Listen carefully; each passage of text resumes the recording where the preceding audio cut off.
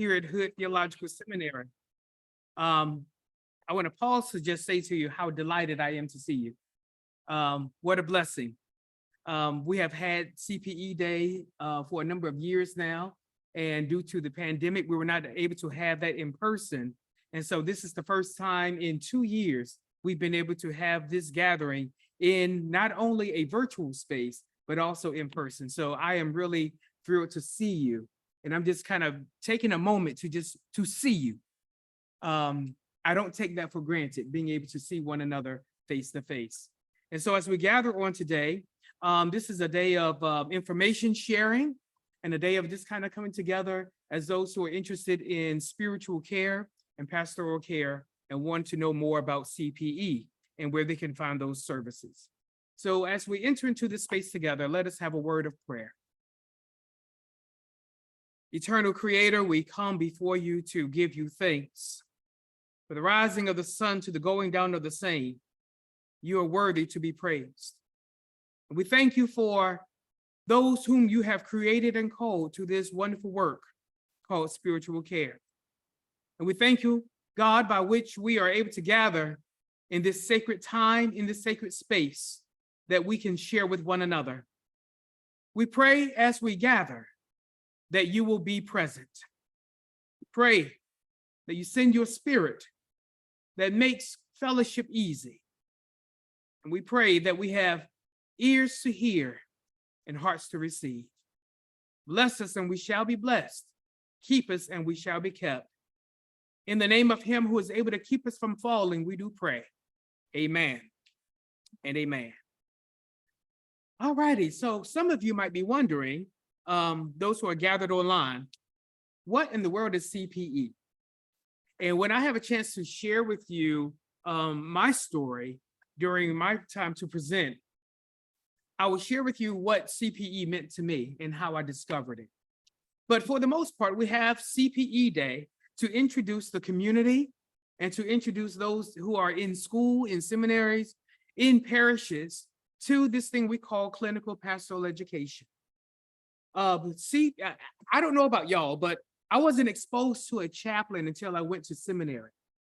And I remember when I encountered the chaplain in the chapel, and I said to myself, what is a chaplain?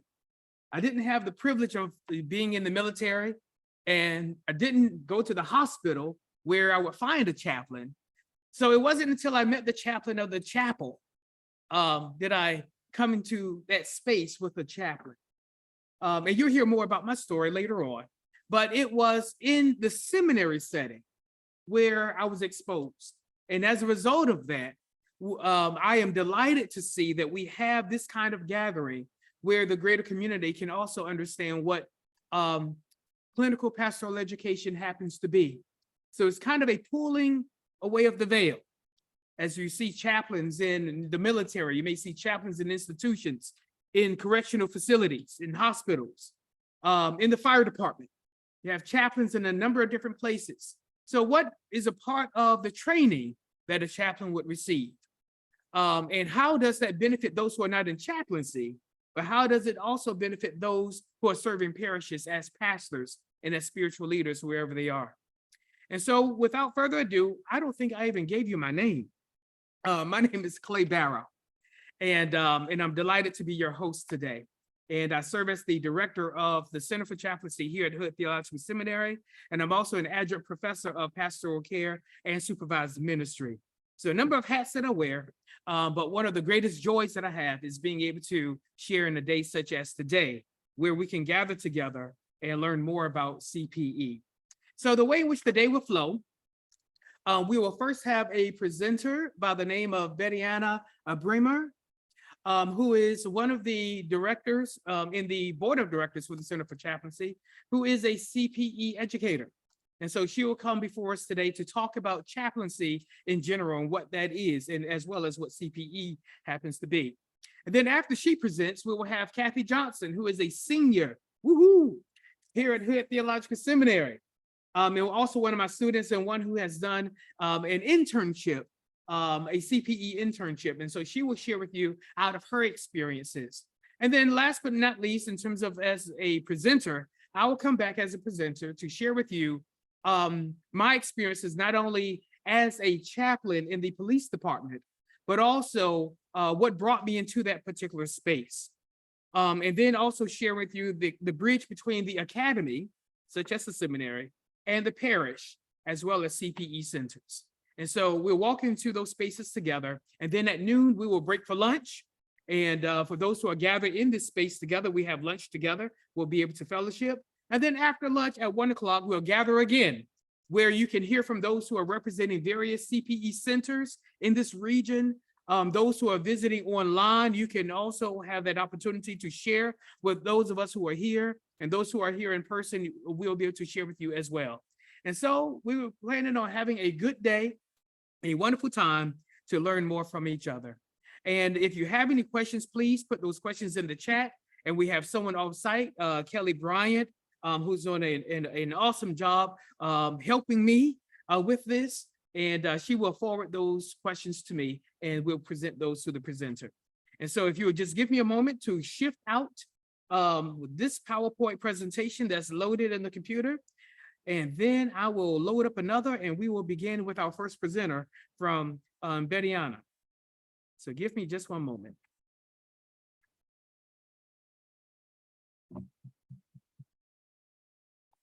Okay.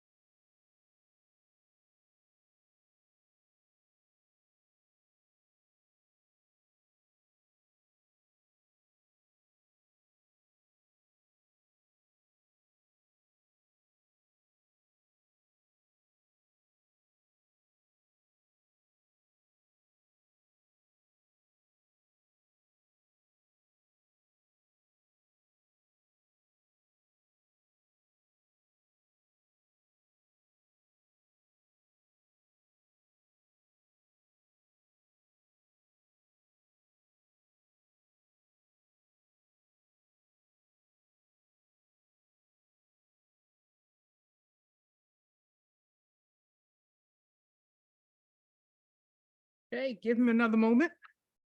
Having some issues with the size of the flash drive. I think I got it now. Bettiana? I think I have it. Does the red light mean that it's on? Yes. Okay. It's barely in there. It's my computer reading it. My computer's not reading it. It's in there. It's in there, okay.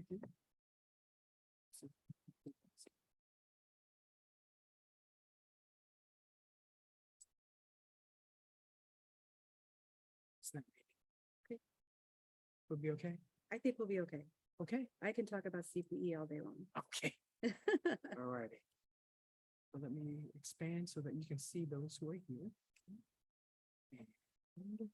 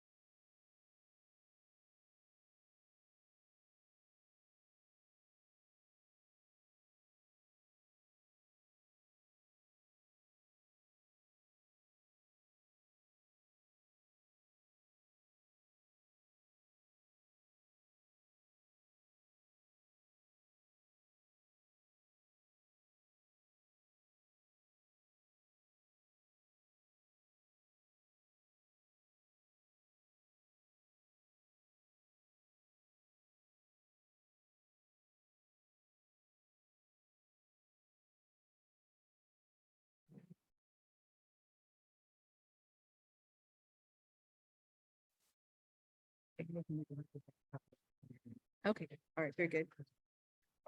Can everyone hear me okay? A nod of your heads, perfect, thank you. Well, good morning, everyone. It is good to be with you. I want to say how grateful I am for Hood Theological Seminary and the wonderful work that they're doing, serving on the board for chaplaincy here at Hood. It's been really fun to be a part of creating their Master of Arts program for chaplaincy, and just being involved in encouraging folks in that ministry journey of chaplaincy. And so I've appreciated Hood's dedication to the work of chaplaincy and the way that Hood Theological Seminary is kind of carving out their niche in the world of chaplaincy. So grateful to be here today.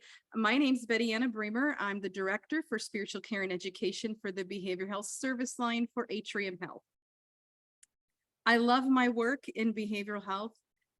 It's some of the most meaningful work that I do, and I'm just so grateful every day to be able to step into the lives of our patients and our staff members, and to provide care to this great population of people. In addition to providing chaplaincy care, I am an educator, a CPE certified educator, and I teach chaplaincy to folks who want to learn more about working in behavioral health and more about chaplaincy and more about good pastoral care and what that looks like.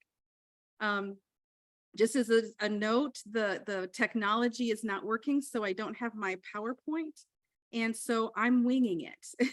And so if there's something you're wanting to know that I haven't shared with you, please ask me, because I probably know the answer, but I don't have my notes in front of me, so we're just going to go for it. So a little bit about my journey. Let's see. I was serving as a co-pastor with my husband about 15 years ago. No, 24 years ago. I got to add the time I've been in Charlotte. Okay, so about 24 years ago, I was serving as a co-pastor with my husband, and had been invited to do some part-time chaplaincy for a local hospital. We lived in Illinois. We were on the Mississippi River. On the other side of the river in Iowa, there was a regional hospital there, and they said, would you like to come over and do some? I had never done chaplaincy, didn't know anything about chaplaincy, hadn't taken a unit of CPE, only had completed my bachelor's. I mean, I was just very green in this thing, but thankfully for me, I knew the director of the program and they needed a woman, and we didn't have a lot of chaplains in our area. So they said, hey, we really need you. Will you come do some part-time work for us? So I did. And so I walked in, and almost from the first patient that I seen, I felt so at home. It was like putting on the best pair of tennis shoes I'd ever owned in my life and walking miles and not getting tired. It was just, it energized me. It was meaning making for me. I really enjoyed this chaplaincy work. And so I thought, I think I want to do this thing. I think I want to be a chaplain. And so then they told me I had to go back to school, and I had to complete my master's degree, and I had to get this thing called clinical pastoral education. I had no idea what that was. And so I talked it over with my husband. We prayed about it, and we finally said, you know what, we're just going to do this thing. And so I went back to seminary and got my Master of Divinity degree. And while I was doing that, I was also taking my clinical pastoral education one internship at a time. And I was so grateful to have had a CPE center that was willing to work with me. So I wasn't getting the same introductory CPE unit over and over again. I was able to get what I needed out of each unit and continue to work my full-time job. By that time, I was full-time as a chaplain. And so it was this, I took the hard road to becoming a chaplain by keeping my full-time job, having teenagers at home, working on a Master of Divinity and taking CPE all at the same time. I do not recommend that to anyone. It was definitely the hard road. But once I got all that accomplished, and I was serving as a chaplain, I was so fulfilled in the work that I was doing and so happy in the work that I was doing. So I did that for several years, for about 15 years, and decided that I think I want to teach this. I mean, I think I enjoy chaplaincy so much that I want to teach this. And so I did a national search to get into an educator program, and eventually landed with Atrium Health in Charlotte, North Carolina. That's where I took my first residency, was my second year residency at Atrium Health. And then from there into my training for becoming a clinical pastoral educator. And so that was 9 years ago that I started with Atrium Health, and I completed my program as a certified educator 3 years ago. That was a wonderful day. And have been educating students in my program at Behavioral Health in Davidson for about 5 years now. I've had that program at Davidson Behavioral Health. When I worked in Iowa, I worked a lot with our behavioral health population and addiction services. And so when I came to Atrium, that was one of the things that attracted me, was their commitment to working with that population of people. And after being at Atrium for about a year, Atrium made the decision to build a brand new behavioral health hospital in Davidson, North Carolina. And so our director, David Carl, came to me and says, "Would you be interested in?" I'm like, "Yes, I would be so interested in." So I have had the wonderful delight of working in my chaplaincy Candyland of behavioral health. And my program has grown over the years to encompass all of the service line, and our students are placed throughout the service line, some in Charlotte, Kings Mountain, Davidson, and so they get this wonderful experience, and then they're part of the one unit. So what is clinical pastoral education? The burning question. So clinical pastoral education is a mode of education that takes into consideration the living human document. That's an important phrase in the world of CPE, the living human document. In the history of clinical pastoral education, we were founded, I think it was in the late 1920s, early 30s, as a pastoral care program in a mental health hospital. A man by the name of Anton Boysen was a Presbyterian minister, and he had some struggles with mental health. And while he was in the mental health hospital, he said, "My experience would have been so much more healing if I would have had a pastoral voice speaking into my experience." And so when he was well and out, he collaborated with some other great ministerial leaders of the time, and they had their very first clinical pastoral education program in a mental health hospital. And from there, it grew and exponentially to what it is today, this massive, wonderful education program all over the United States. And I believe we have a clinical pastoral education in Canada, Australia, and some other places outside of the US as well. So from that seed, that one experience in that mental health hospital so many years ago, this program has blossomed and grown.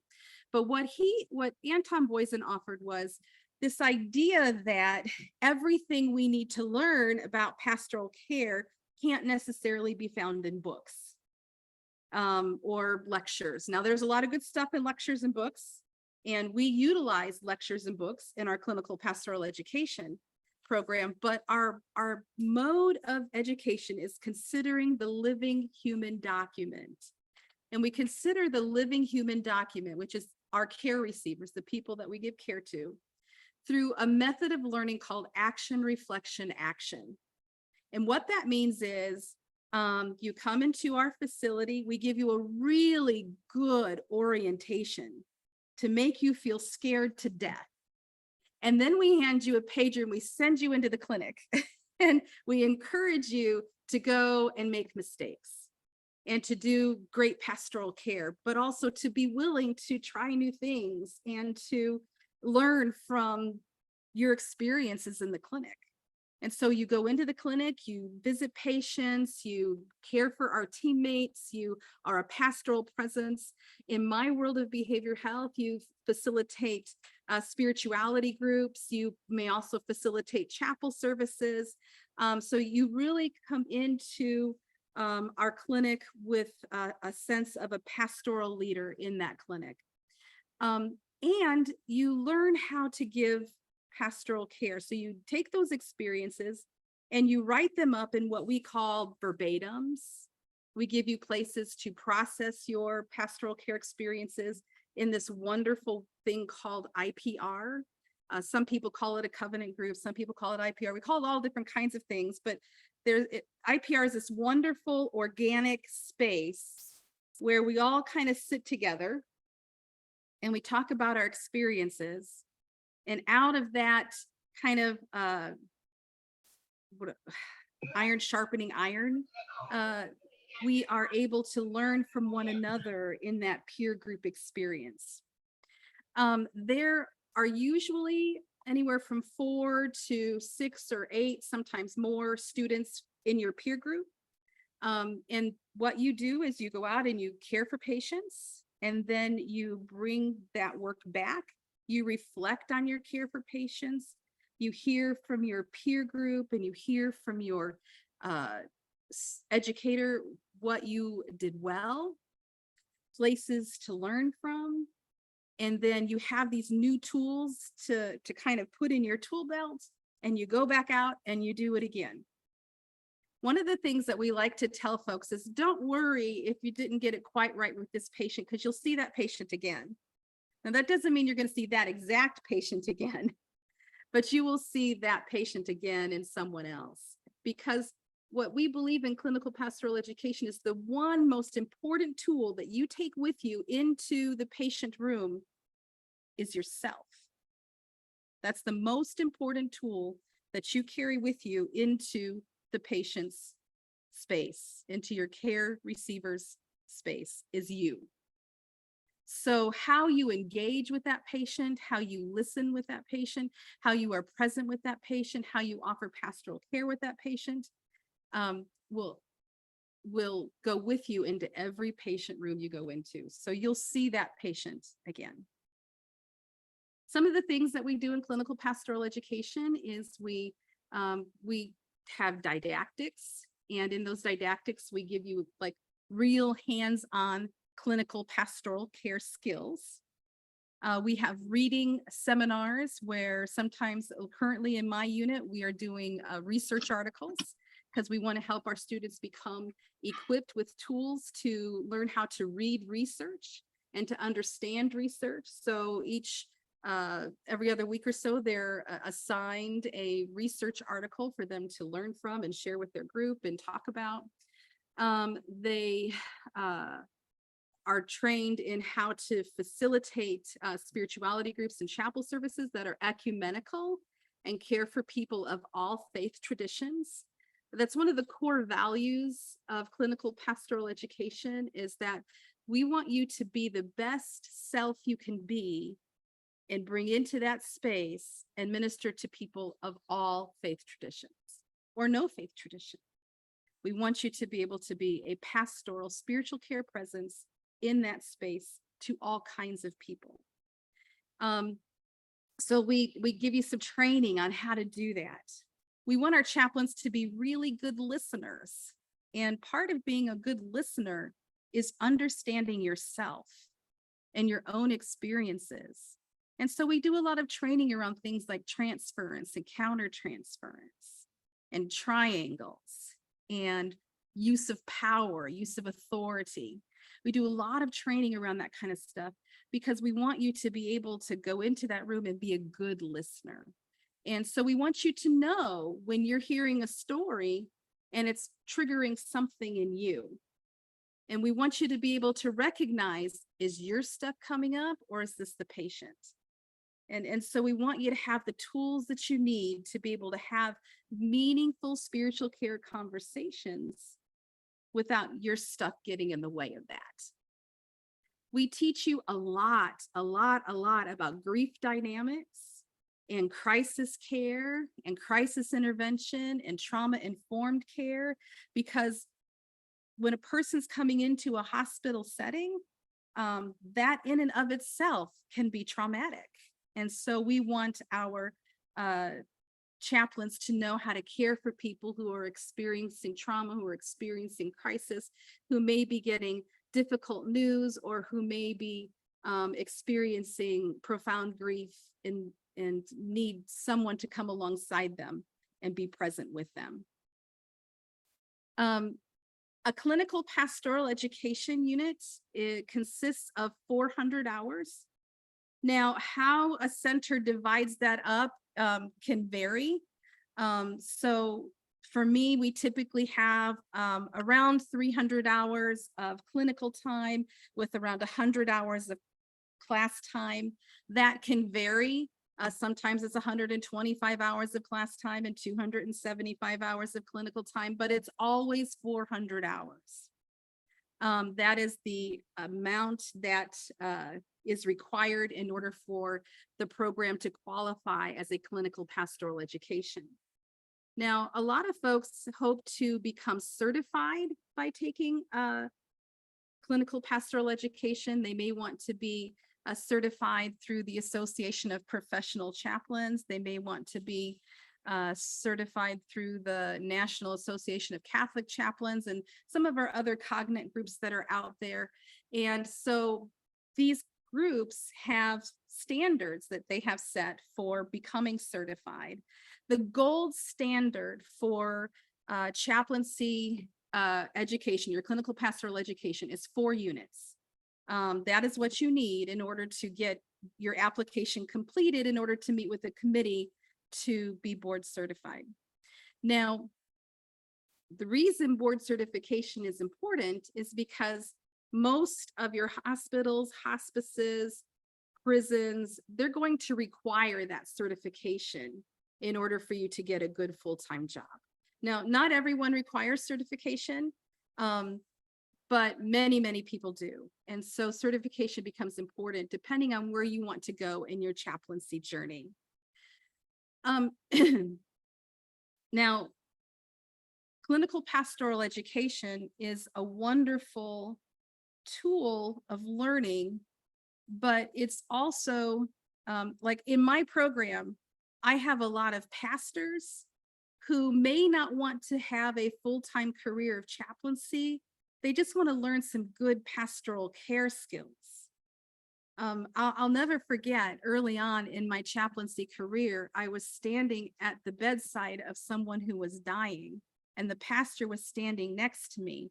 And as I'm standing next to this pastor, trying to defer authority to the pastor as much as I could, they lean over and they whisper in my ear and they said, "I've never done this before. I don't know what to do."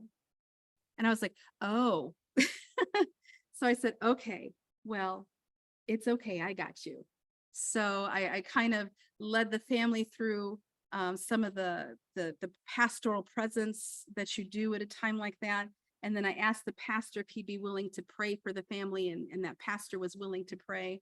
But sometimes pastors need pastoral care skills that aren't necessarily taught in the classroom. And many of our pastors graduate their programs and maybe they've never had to bury an infant. Maybe they've never met someone coming into the emergency department after a massive trauma, and they don't know what to do. So clinical pastoral education helps to equip pastors to be better pastoral caregivers in times of crisis, which then in turn makes them better pastors and better pastoral caregivers in their church settings. Many folks who come through my programs are looking for those kinds of skills. Some folks come into my program because they're considering chaplaincy as a second career. They've been in a pastoral situation for many years and they're looking to retire and go into something different.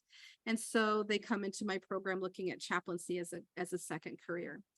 Other folks come into my program because they're looking for some bivocational experience. So many of our area pastors also serve as police department chaplains, fire department chaplains. And so they are looking for some skills to be able to better care for people in crisis in our community. And so CPE is really this wonderful learning modality that helps people be a stronger presence as they are giving pastoral care, and helps them to be what we call a non-anxious presence. Because if you think about it, if you walk into an emergency department and there's chaos all around, because emergency departments are really busy, scary places, right? And so you walk into the emergency department and all of a sudden you got all this energy and anxiety that's kind of coming towards you. You have a family that's feeling very anxious about what they're experiencing, and your heart is, I want to help. I want to be present. I want to care for these people. But you yourself are also going, all over in your anxiety because this is new for you too.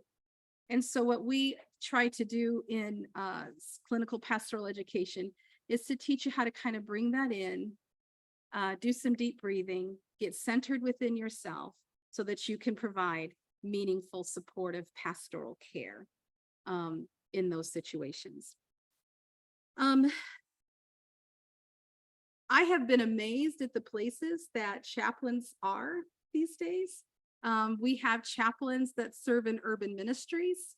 We have chaplains, I met them not too long ago for NASCAR and football teams and baseball teams. They have chaplains. I learned not long ago that American Idol has a chaplain on staff. They're in Hollywood. There are chaplains who serve on cruise ships. That may be where I retire someday. If I can get over my seasickness, that may be where I retire someday. But chaplains are kind of all over the place, and it's a growing area of care, of pastoral care. What the pandemic did for us is it highlighted the very important good work that chaplains do. And so consequently, we're seeing it we're experiencing growth within our particular area. I'm going to stop there, mainly because I don't have my notes and I don't remember how I intended to stop. But also, I want to hear from you. Help me help you. So what questions do you have for me today?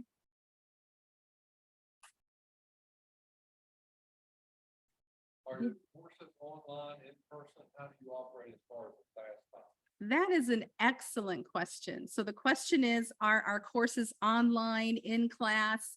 How do we operate? So honestly, centers operate differently. Even within Atrium Health, all of our internships kind of operate differently.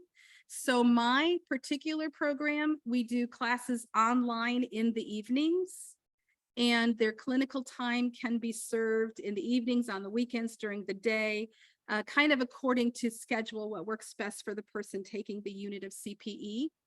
I do extended units, and so they last about 5 months. To get through an extended unit of CPE, at the end of that 5 months, you've got your 400 hours. But that means that each week you're in class online for 4 hours a week.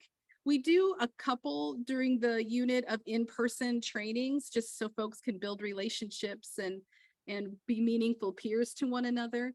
But most of our education happens online. Within Atrium Health, we have other programs that meet in person. They meet during the day. I have another colleague that also has evening classes, and she has 2 hours of class 2 nights a week. So it really can look a lot of different ways as far as the internships goes. Sometimes centers offer what's called intensive, summer intensives. We should do them in the summer. And that's a 40-hour-a-week program over 2.5 months, and they get their CPE completed in that time. A wonderful way to get your CPE completed is through residency. And residency is usually a 1-year program. It's a 40-hour-a-week program, generally comes with a small stipend. And At the end of that residency, you will have completed 3 units of CPE. You need to have an internship, 1 unit of CPE prior to being admitted to a residency. So there's all kinds of ways to accomplish the clinical pastoral education. Yes. Here's a question online. Uh-huh. As a chaplain, how do you care for yourself? I love that question because as chaplains, we talk about self-care a lot. And as a chaplain educator, I talk about self-care a lot. So Psalms 27, I think verse 18, talks about finding God in the land of the living. And many, many years ago in my training process, I was taking some training to become a debriefer, a crisis intervention stress debriefer. And part of that training was kind of being inundated with traumatic experiences and traumatic scenes. And I was feeling so heavy from all that I had seen. And I remember going back to my room that night saying, God, how am I going to do this work? And so I went to the Psalms where I often go to lament. And there was this verse, I will find the glory of the Lord in the land of the living. And that leapt off the page to me and has kind of been a life verse for me in this work, because what that meant to me was that God is not only present at the bedside of dying people, and God is not only present in the emergency department where crises are happening, but God is also present in the land of the living, in places of joy, in places that are life-giving. So for me, that looks like spending a day with my grandchildren. I have many pictures. I'll be happy to show you later. But I have 3 little grandkids under the age of 6 that I absolutely adore. I am their Nana, and we do lots and lots of fun things. I have miniature dachshunds who are great pet therapy to me, who really are just lap dogs, but I appreciate their presence in my life. My husband and I love to travel and see new things. I teach mindfulness to my students because it is a modality of care that we use in mental health hospitals. And so I practice mindfulness on a regular basis for myself. So I do deep breathing exercises. I take silent retreats. I just spend time listening to guided imagery. I do some yoga. So all of these different things to kind of to de-stress, to kind of let go of some stress. I have a wonderful relationship with a therapist. Something that I tell people is that healthy people go to therapy. Sick people don't go to therapy, they stay unwell. And so for me, part of my self-care is having a place that I can go where I can say what I need to say and it stays in that room. So I have a therapist that I see on a regular basis, and that helps to keep me well and healthy. So those are some of the things that I do to take care of myself. But I will say that's such a great question, because if you're considering doing the work of chaplaincy, you must learn self-care. We have a really high burnout rate, and you're going to burn out if you don't learn how to take care of yourself. So part of my clinical pastoral education program is teaching my students how to take care of themselves and insisting that they have good self-care practices as part of their CPE education journey. Any other questions? Yes, sir.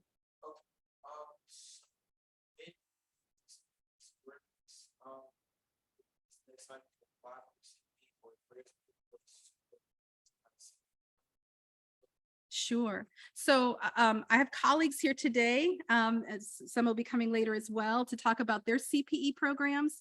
And so they will, if you're interested in taking CPE, I encourage you to kind of scout out where they're at and find the one that seems like it might work best for you, and then get those applications in ASAP.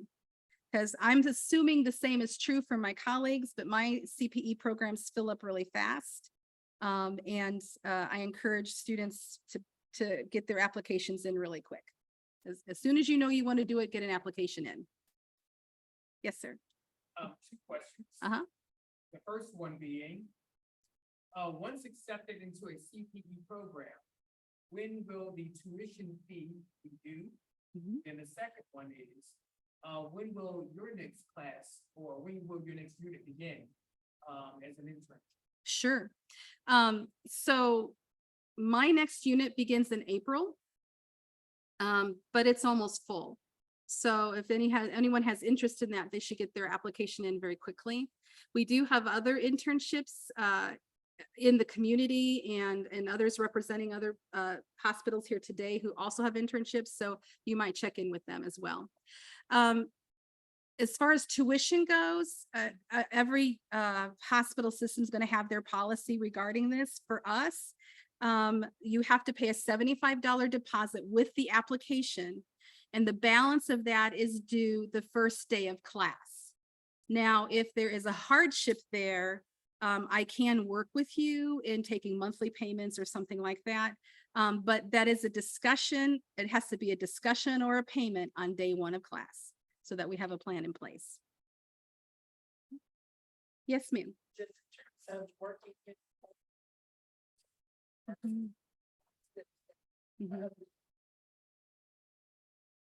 Yeah, so one of the things that one of my mentors, David Carl, used to say is that if you take a unit in behavioral health, you will be equipped to work anywhere in healthcare.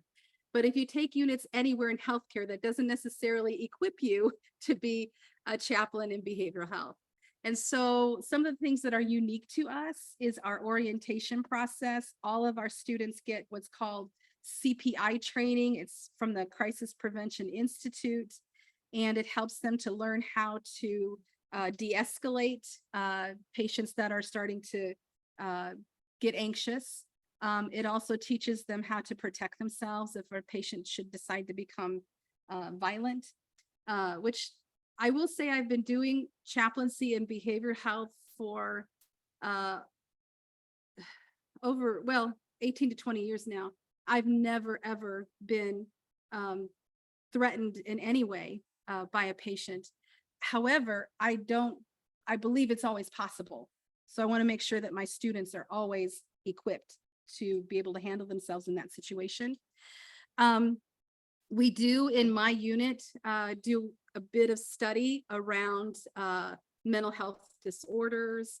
At the beginning of the unit, you have to take what's called mental health first aid so that you can have kind of a well-rounded understanding of some of the most common behavioral health experiences that are out there.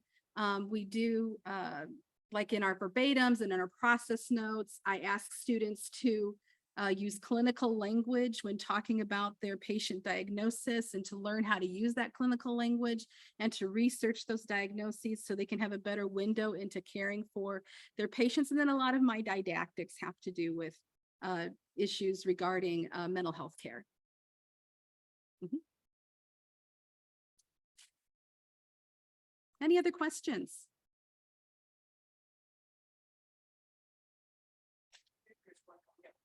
Okay. Can you request a specific area for CPE, such as a mental health facility or oncology, Mhm. or, if you can be very specific about where you choose to serve?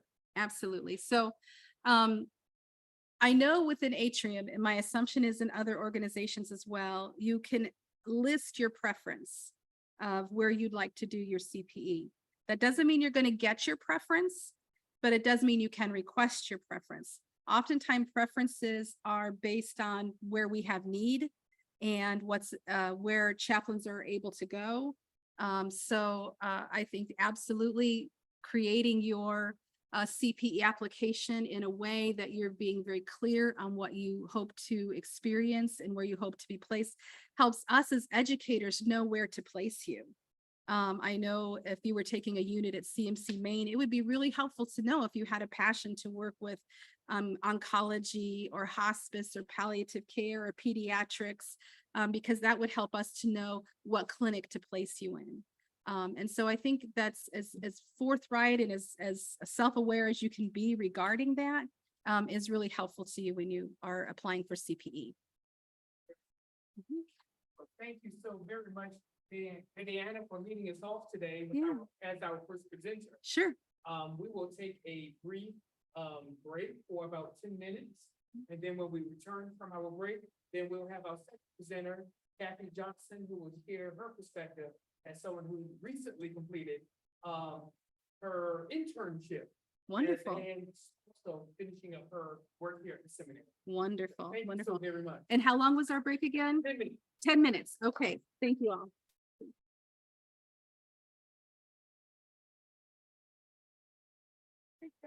You're welcome.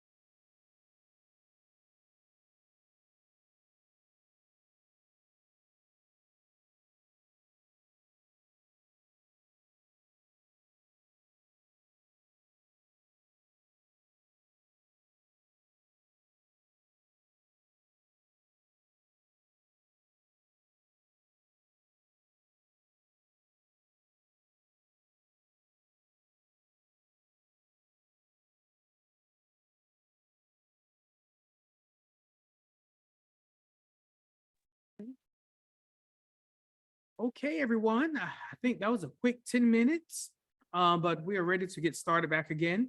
And I want to take a moment to present our next presenter.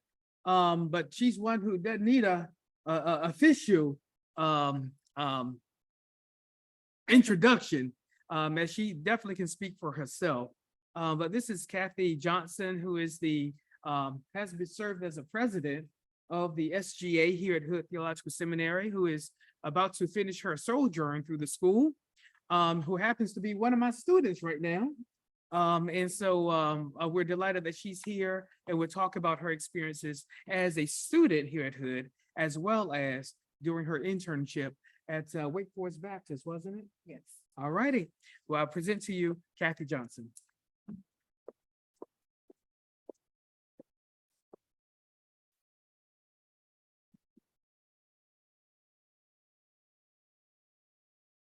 Good morning, everyone. Once again, everybody in the virtual space there, good morning to you as well. I'd like to thank you, Professor Barrow, for this warm introduction and for the opportunity to speak regarding my experience as an intern in the CPE program at Atrium Health, Wake Forest Baptist, located in Winston-Salem, North Carolina. And so before I share with you about my opportunity, let me begin by laying a foundation regarding my ministerial path. And you know, it's like, how did we get here? So while I was saved at age 13, I worked in the church all my life, serving in many leadership capacities. But however, I formally answered my call to ministry in 2018, a little late, right? But this is what led me to come to seminary. After admission as a student here at Hood Theological Seminary, I was apprehensive, but I was ready to get started. So did that mean that I would now be called to preach? Was I called to preach? At that time, I had no idea, but I was certain that God had called me into the ministry. So I began. During orientation here, I was asked what track I would pursue, and my response was the Master of Divinity. It's like, Master of Divinity, that means you want to preach a pastor. No, but again, you have to declare major.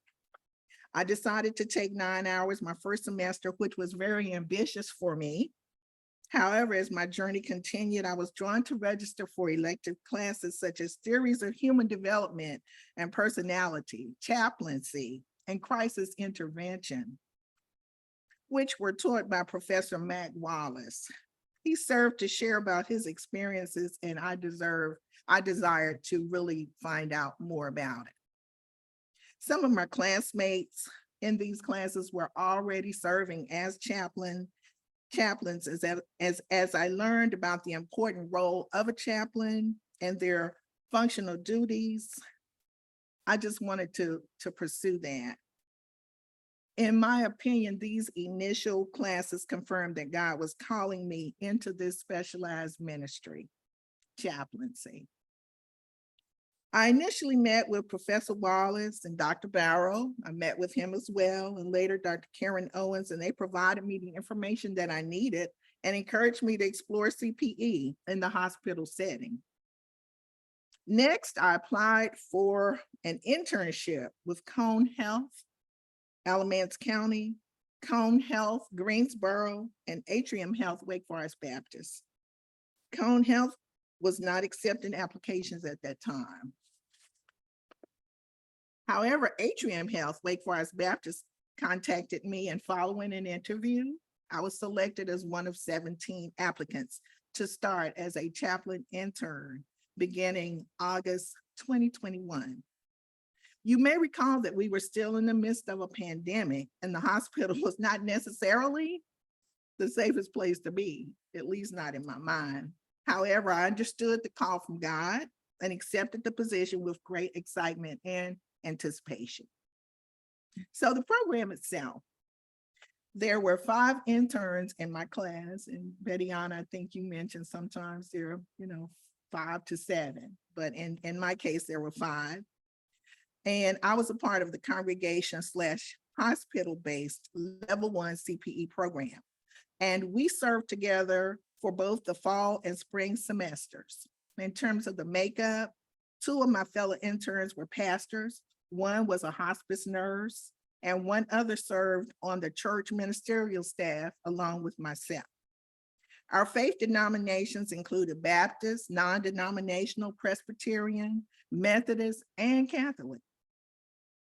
So in terms of the program requirements at Wake Forest, each Monday we had supervised instruction, which included reading assignments and participating in various learning modules. We also were required to prepare and present verbatims, written accounts of our patient encounters, as Bettiana has already told you.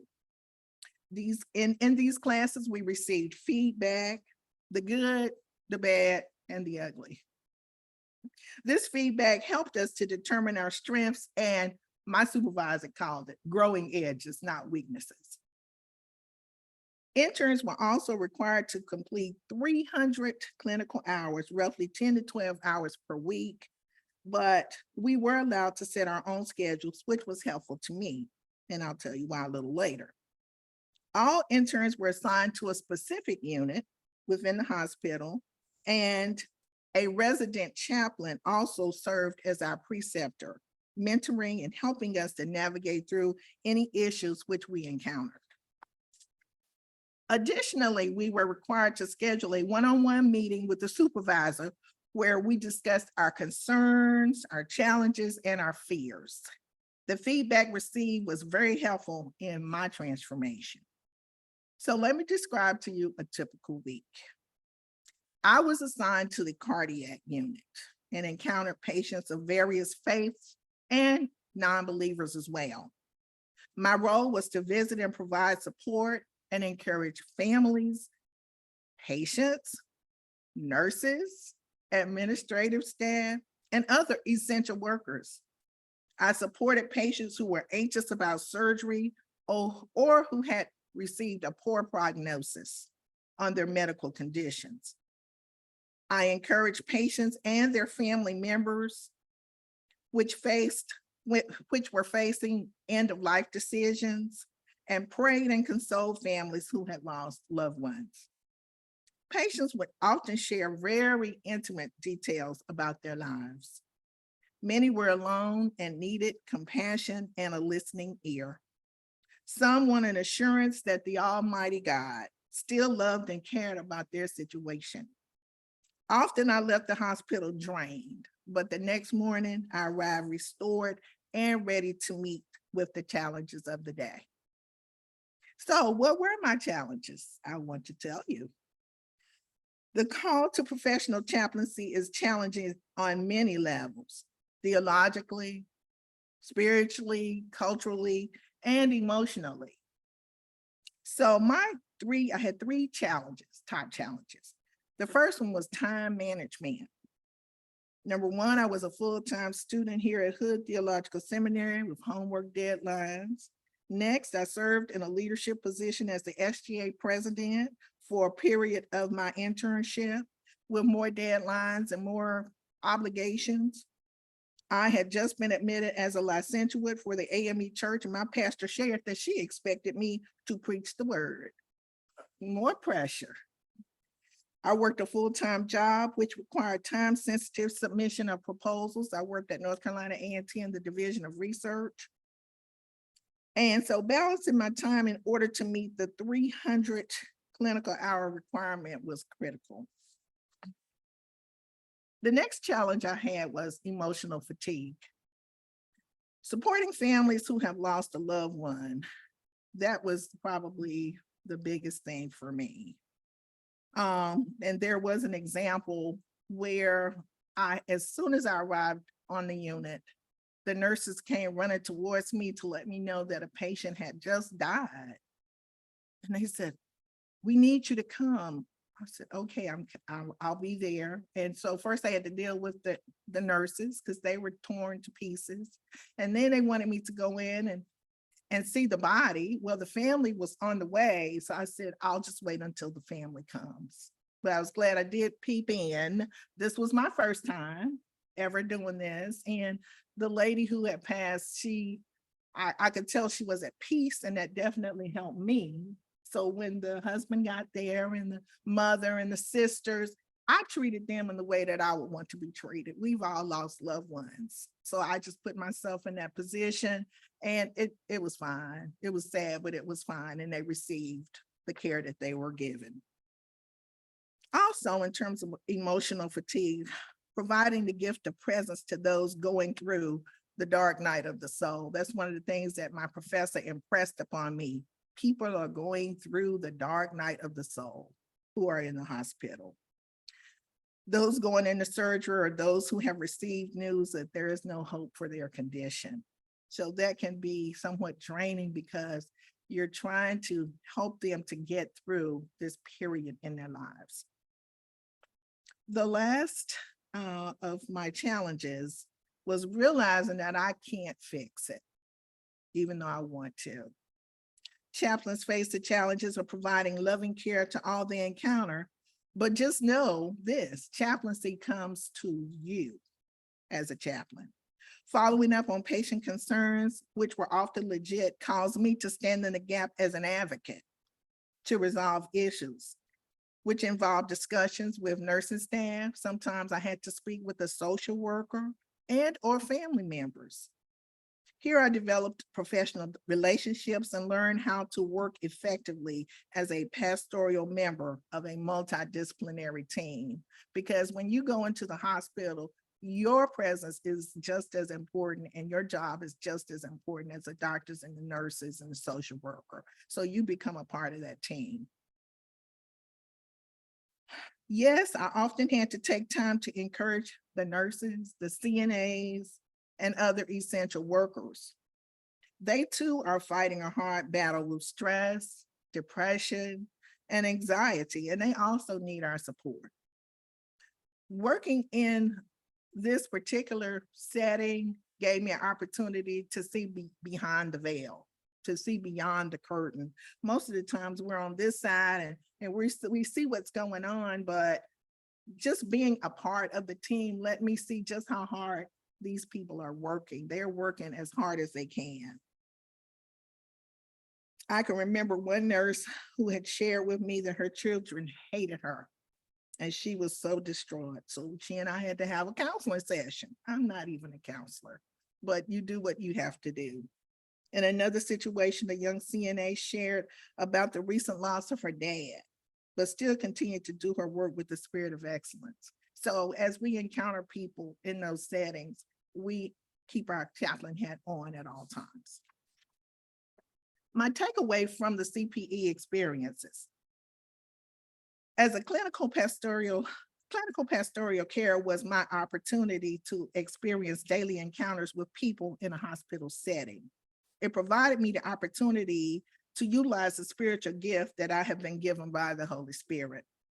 It allowed me to develop as a pastoral caregiver by gaining insight from peers and teachers based on feedback received following clinical visits with patients. My learning goals served to facilitate my growth, and my supervisor was firm, but she was fair. So she helped me a lot. It brought an awareness of how my past fears, my biases, my strengths, and my weaknesses could both enhance and or hinder my ability to be fully present and attentive to the persons with whom I was ministering. I learned things about myself that I did not know or failed to acknowledge. Self-reflection truly provided me growth as an individual and as a vessel representing the image of God. So what next? In May 2022, I completed the Level 1 Clinical Pastoral Education Program and received 1 unit towards requirement to become a board certified chaplain.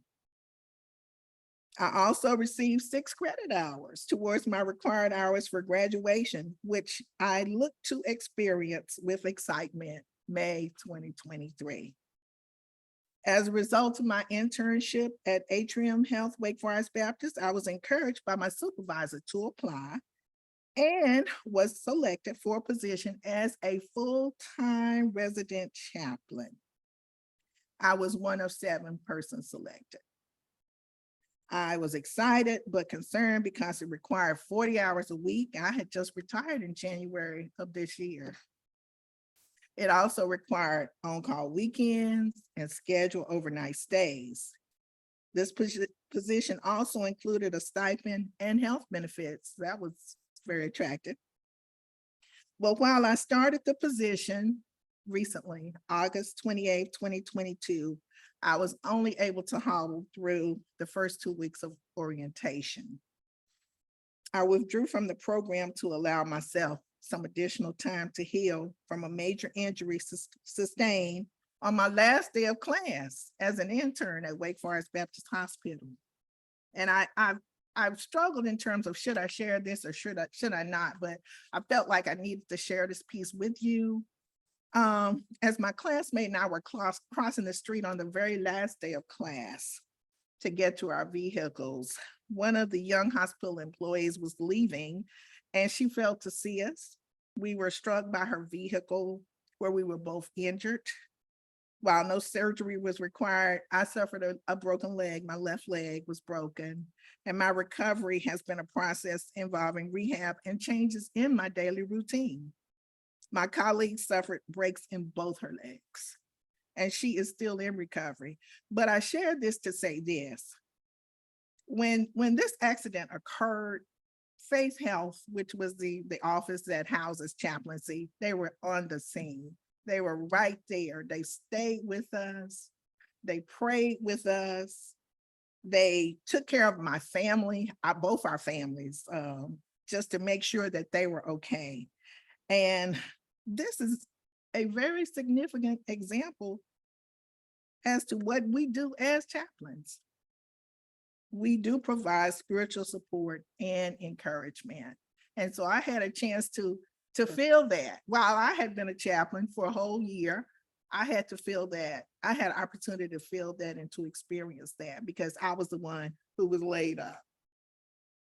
So in conclusion, I will say this, I will value my experience with Faith Health, and my chaplain intern with Wake Forest Baptist was very meaningful to me.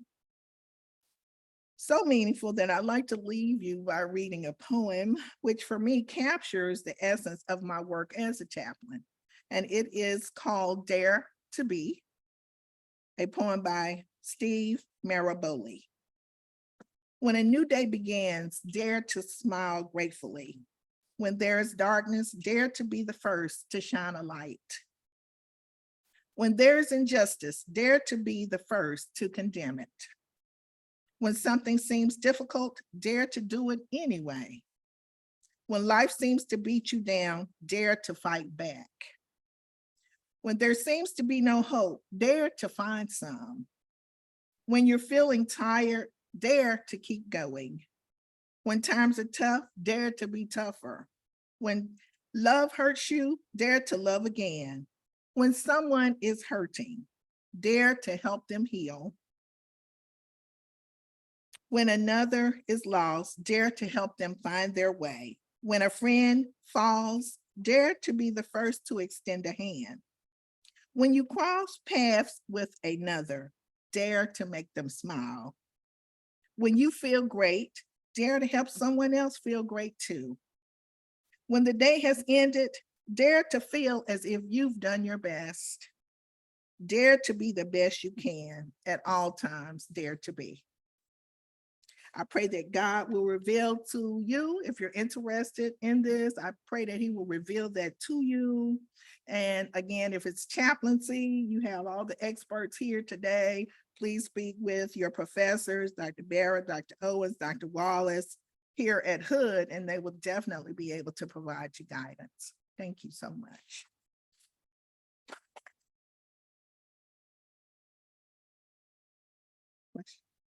If you all have any questions, please feel free to type them in the chat or you can ask me now for those who are joining us.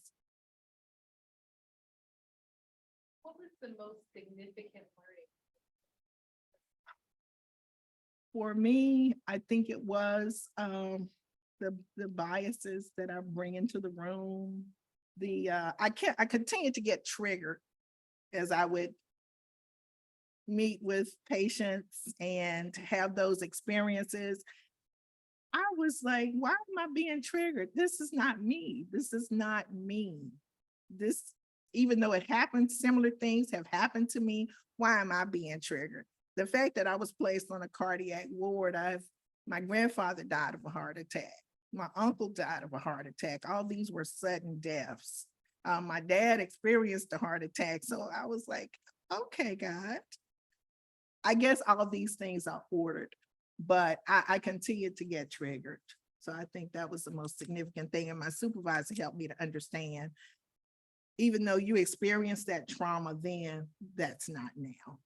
It's not now, so.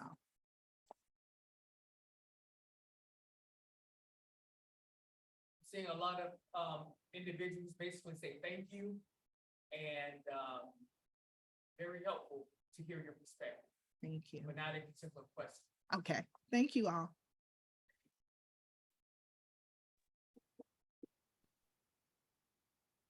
Dr. Barrow, there was a question in the chat.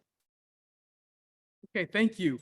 Kathy, the one question that someone did have is, could you spell the name of the author of the poem?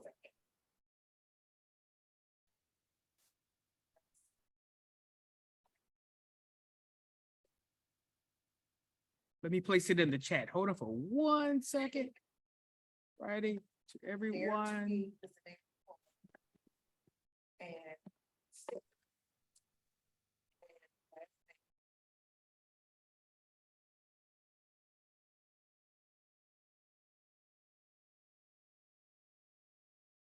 Okay, got it. Thank you very much.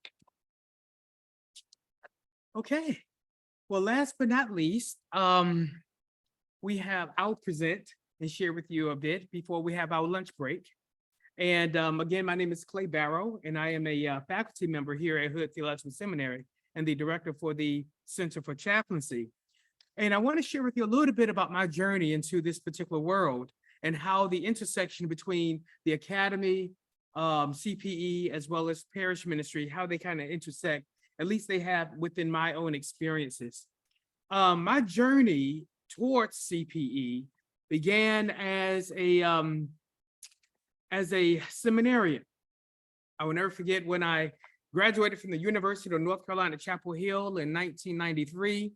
And I had dared to say to God, yes to ministry. And I found myself at the Candler School of Theology at Emory University. And when I arrived there in Atlanta, as I mentioned to you before, my first time talking with a chaplain was the chaplain assigned to the chapel at Emory. And so I had a wonderful conversation there. But where I was really introduced to chaplaincy and CPE was in my field education, or what we call here at Hood, supervised ministry. There, I was assigned to Wesley Woods Geriatric Center at Emory University as my year-long supervised ministry placement. Why? Because my background was in psychology and political science from UNC Chapel Hill. And so they aligned folk with their majors and their interests and said, okay, Clay, this is where you are assigned. And my supervisor on campus, Dr. Steve Tipton, and he was my academic advisor. And there I was assigned to Wesley Woods Geriatric Center, the Alzheimer's unit. A 22-year-old African-American with a brand new degree from his undergraduate studies, thinking he knew it all, being assigned to a geriatric center where there were a few people there who looked like me, and we definitely had nothing in common in terms of age, and they were dealing with Alzheimer's. It is in that particular kind of setting that I really discovered the limitations of what I could possibly provide other than being myself and bringing myself into the room. And in that setting, the supervisor was a CPE educator, and there were chaplains who were on staff, but we were students and we were not in CPE. But so what they did, they just kind of took what they would do to the CPE residents and just lessened it for those of us who were the student chaplains assigned from Emory University. And so there, I learned a lot about my disconnect between head and heart. but also what was fueled there, not only becoming aware of my limitations, but also a desire to know more and a desire to go deeper. So to fast forward the conversation just a little, at the church where I was a member, there was a man there by the name of Charles Talbert.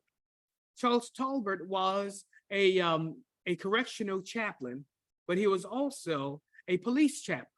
And so he began to talk with me about either coming on board the police department, the Atlanta Police Department, as a chaplain. It was a burgeoning new program, Chaplaincy Corps, or joining him in the Department of Corrections. So I found out really quickly when I went to one of the first sessions with him in a institution such as a jail, that wasn't the place for me. I quickly discovered that I had claustrophobia. When I heard that the doors locked and things closed behind me, I was a nervous wreck. And I was like, no, this is not the place for me. However, I had the opportunity to meet Sergeant Kevin Lewis, who is the supervisor over the Chaplaincy Corps. And there I found my love and I found my niche. And so I did the training that was necessary for a police chaplain in Atlanta. And the training that we did not do CPE, but we did do critical incident training down at the police academy. I also discovered that I could really walk through those and shoot no-shoot scenarios pretty well. You know, squirrel hunter from Berkeley County. But anyway, and I fell in love with that work. And not only did I go through that process, but then I was assigned a unit. I was assigned the Buckhead community in Atlanta, and doing a lot of ride-alongs with police officers and spending time with police officers and being a part of some very important critical incidences that took place with the officers in which I served. Loved the experience, loved it tremendously. And I thought, okay, this is where I am going to kind of hang my ministerial hat. This is how I'm going to sell out and just kind of serve the kingdom in this particular capacity. However, God had other plans. We were in Atlanta. We thought we were going to live and just remain in Atlanta. But my wife's first job opportunity was in Sumter, South Carolina. And relocating to Sumter, South Carolina, I was like, okay, Clay, what are you going to do now? I was teaching in a prep school in Atlanta, serving as a police chaplain, living life, doing my thing. And now we're uprooted to Sumter, South Carolina. What am I going to do now? Had to kind of take some time to rediscover myself. In so doing, I decided, well, I would like to work for the Department of Mental Health. I would like to get a job there someday. That's where my wife was working as a psychiatrist. And so talking to the directors there, they said, well, do you have clinical hours? We see that you have this background, but do you have actual clinical hours law? I'm like, well, here are my experiences. No, under supervision. Well, you need to do CPE. Okay, I remember that conversation when I was a student at Emory. So let me do CPE. So I applied to Palmetto Alliance, which was in Columbia, South Carolina. Richland Memorial Hospital was known at the time, and Baptist Hospital had a collaboration, and you would go between the two campuses. And so there I completed 5 units of CPE and thinking, hey, yeah, I can do chaplaincy as my full-time work, and I would serve the kingdom in that particular way. Again, God had other plans. It was there that I discovered my bias against pastoring. I will never forget, I was in a group in my internship. I was in a group, and the first thing that came to mind, because I haven't always been AME, but I am AME now, but I haven't always been AME. And the first thing that occurred for me as I was sitting in this group, a call had come in that a baby had died in the NICU. And they were calling for a chaplain to come at request of the parents to baptize the baby. And so as I'm sitting in this room with Lutherans and Presbyterians and United Methodists and Baptists and non-denominationals and AMEs and AME Zions and what have you, sitting in this room, and they asked the question, who's willing to go and baptize the baby? And so some of the students, they were like, well, no, not me, because according to our policy, according to our rules, we're not able to baptize children. So we, period. Then other folks said, well, we only can baptize the living. So there I go, raising my hand going, I'll go. Wait a minute, you're Baptist. And my response was, no more. Because what I'm seeing is a need that needs to be met. And I am a conduit of God's grace. So I went and baptized the baby. So that was a shift for me in that moment. Joined an AME church a few Sundays later. So moving in that particular direction, but Clay, do you want a pastor? No, no, no, no, no, no, no, no, that's not for me. So then my next encounter, and this is in CPE, my next encounter with me was when I was in a group as a resident now. I was a resident. And in that first unit, ironically, that entire unit, a number of residents were all male. And this was just an all male group. There were about 8 of us. And then the supervisor and the educator and trainer in training was also male. And so we're in a group and we're having these wonderful conversations, meaningful conversations.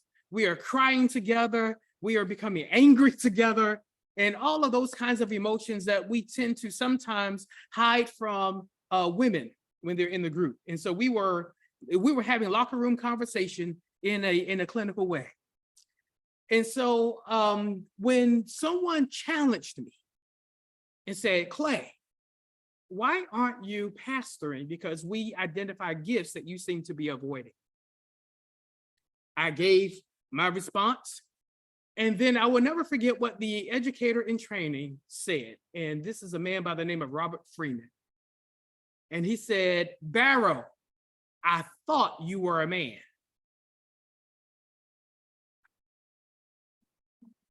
Excuse me? I thought you were a man. What did you say to me? So I'm seeing red now. And keep in mind, here's this man who's about 120 pounds more than me.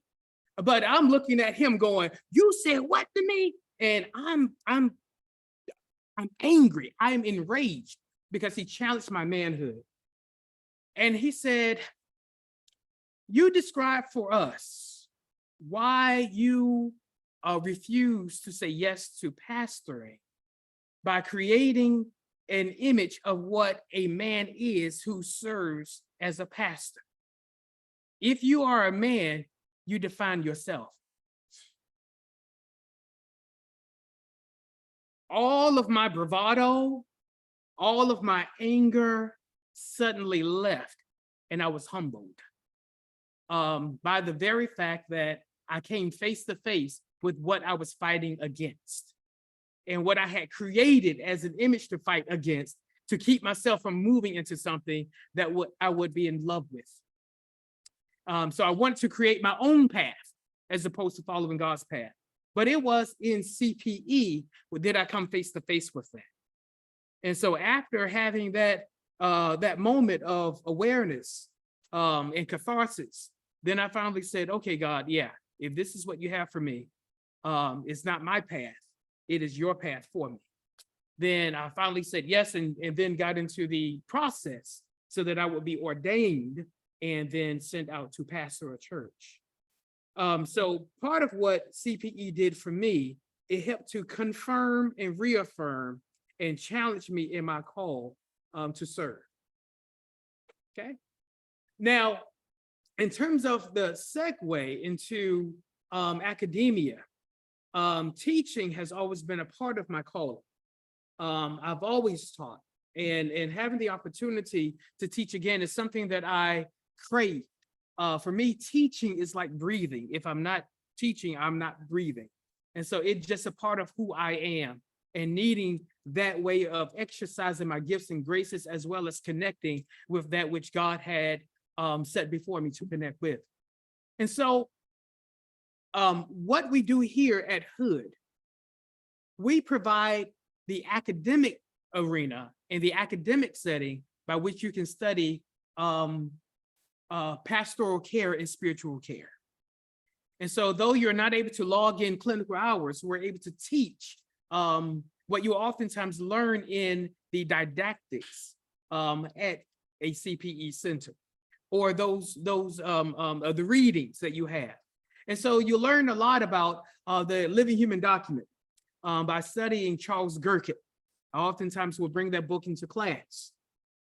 We learn a lot about group dynamics, and particularly family systems theory, the Bowen systems theory. We learn a lot about that from here.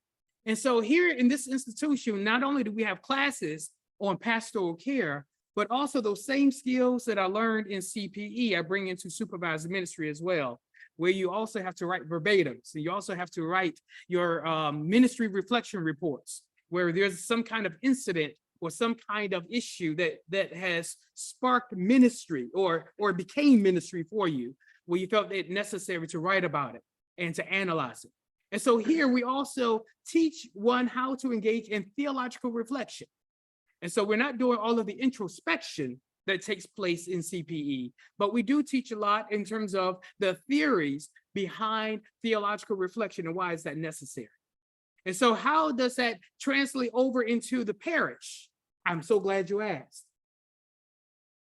By constantly being immersed in this whole discipline of theological reflection, it helps me to reflect better upon the work that I do as a pastor.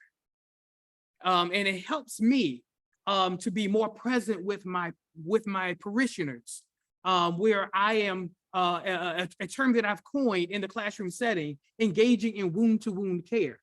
For as a wounded healer, I have to be aware of my own brokenness. And though I am not trying to bleed out on my parishioners, I am aware of the fact that I know what it means to be broken. And so therefore, when I'm meeting with my parishioners as they're going through whatever struggles that they're going through, then because I can recognize my own, I can therefore recognize theirs. And it keeps my head and heart connected as I'm with the parishioners that God has placed in my care.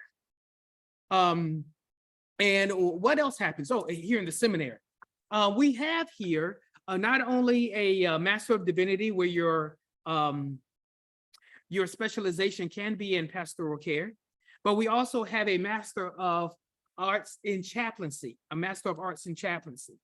And in the Master of Arts in Chaplaincy, it's to help prepare those individuals where you feel that God has called you into chaplaincy, but we are not a CPE center.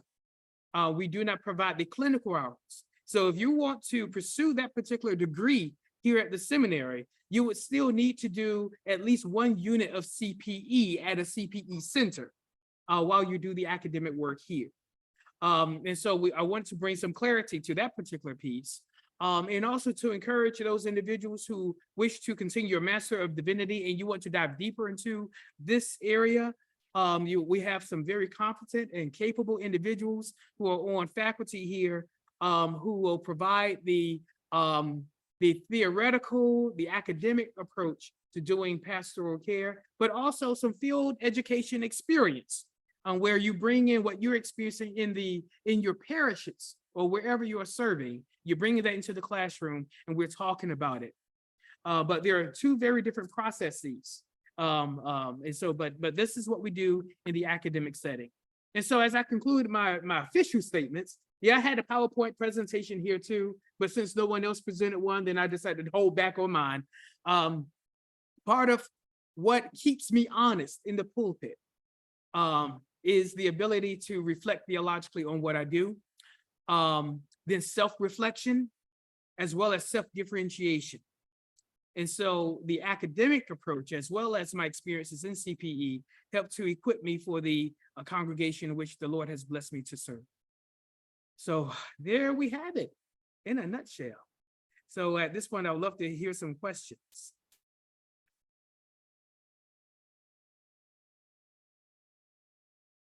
All righty. Yes, sir. Yes, so as somebody who's in the Master of the Arts and Chaplaincy, what is the best way that you would consider like balancing, the academic life here and possibly getting into the CPE at the same time?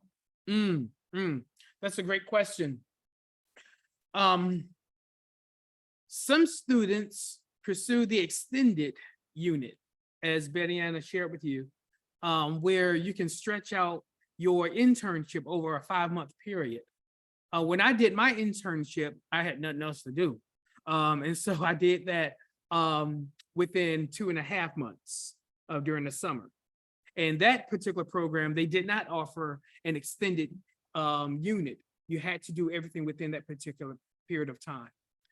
And so if that works for you, then go for it. Other CPE centers in terms of their programming and what they offer and what they allow you to do. Some will have online options. Others will, you have to log in the clinical hours, but not in a hospital setting, but in another setting, in a community-based setting. Some can even use your parish if you're serving as a pastor currently. So just seek out your different options. And then you find the one that best fits your lifestyle. You're welcome. Yeah, other questions? Yeah, other questions other than what's for lunch?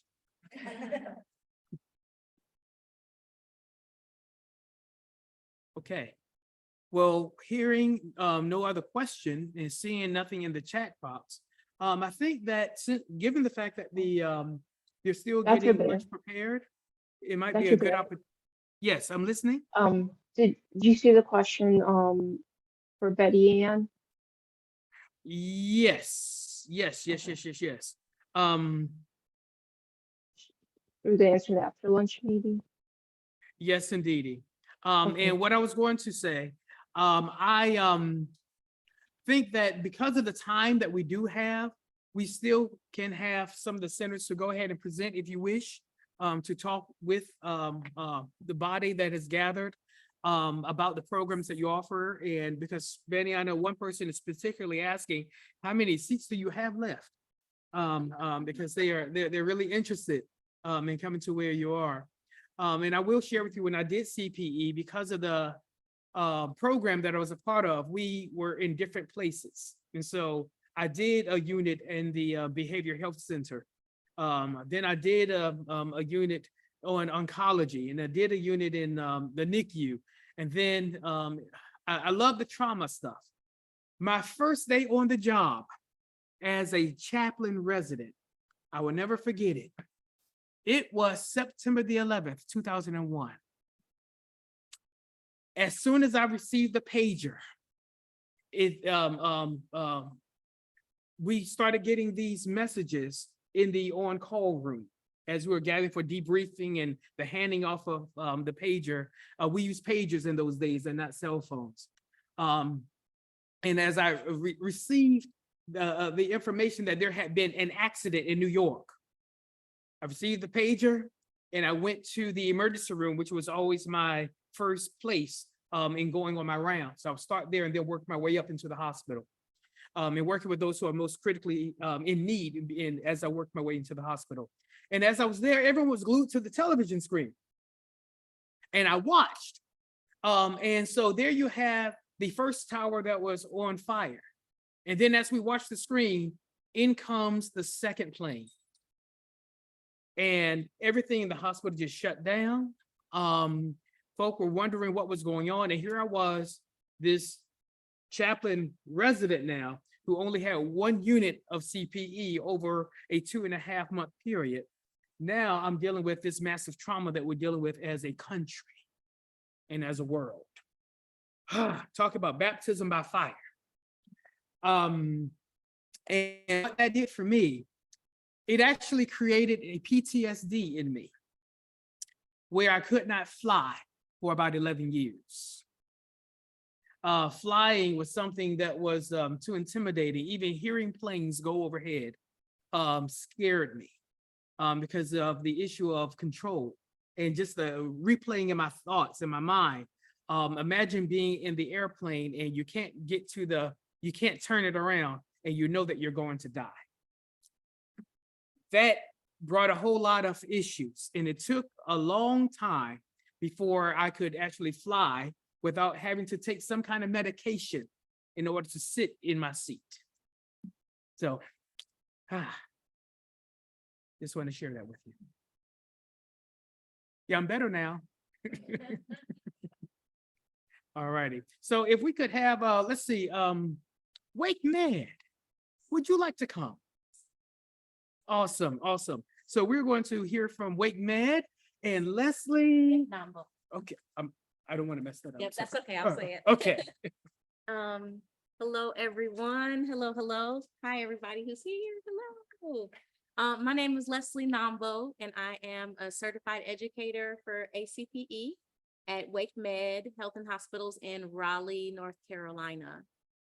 We have a fantastic program there. We offer internships and we offer a 12-month residency.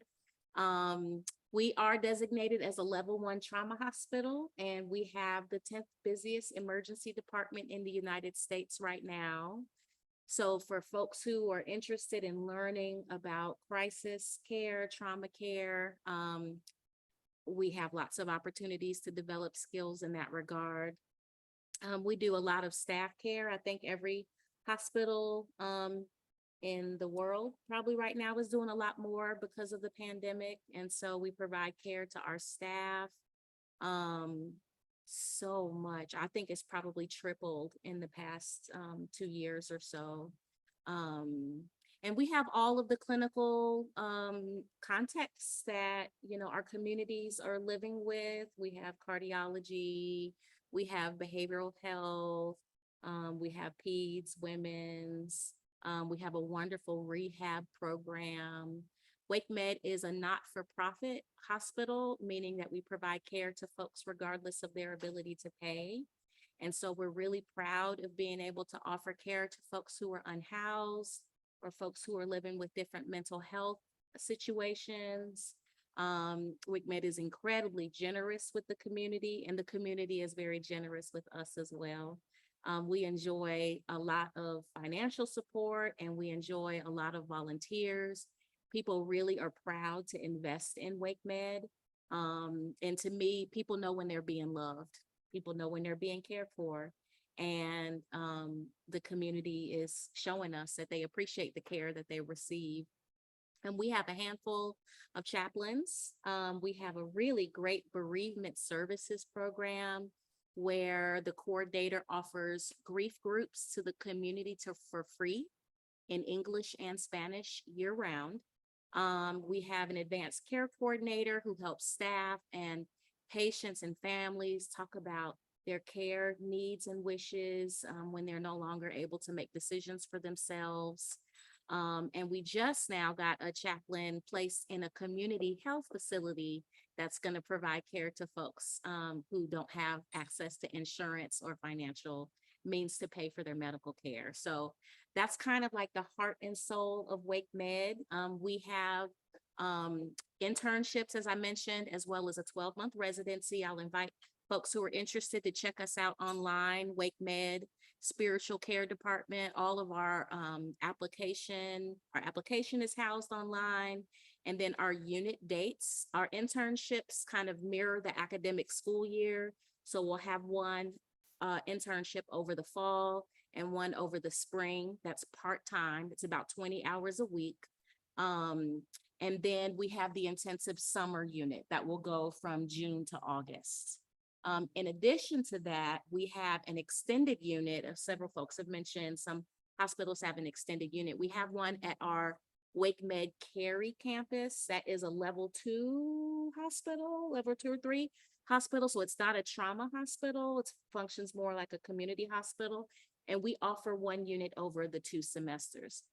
We get a lot of folks who are working full-time who are in that program, who are pastoring their faith communities in that program, who want access to the training because they're out there and realizing I have some skills gaps and my congregation has changed and I need to learn how to serve these folks better. So we get folks that are doing that program, and we'll be running that one again in fall of 2023. So that'll be a year-long program for that.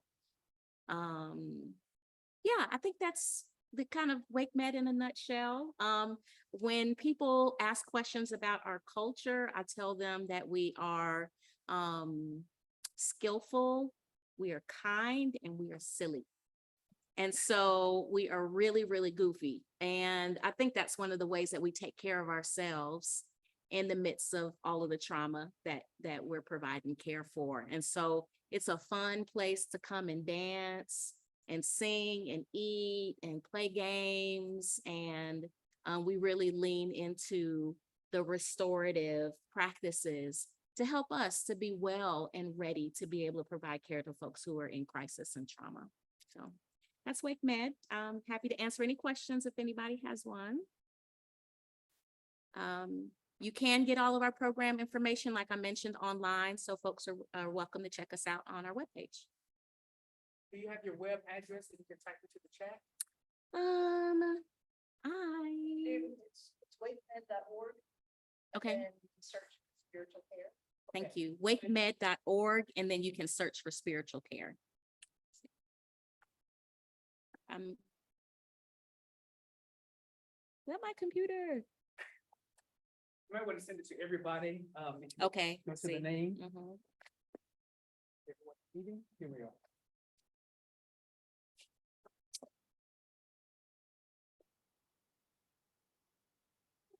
All right, if any other questions, you can track me down. We'll be here this afternoon.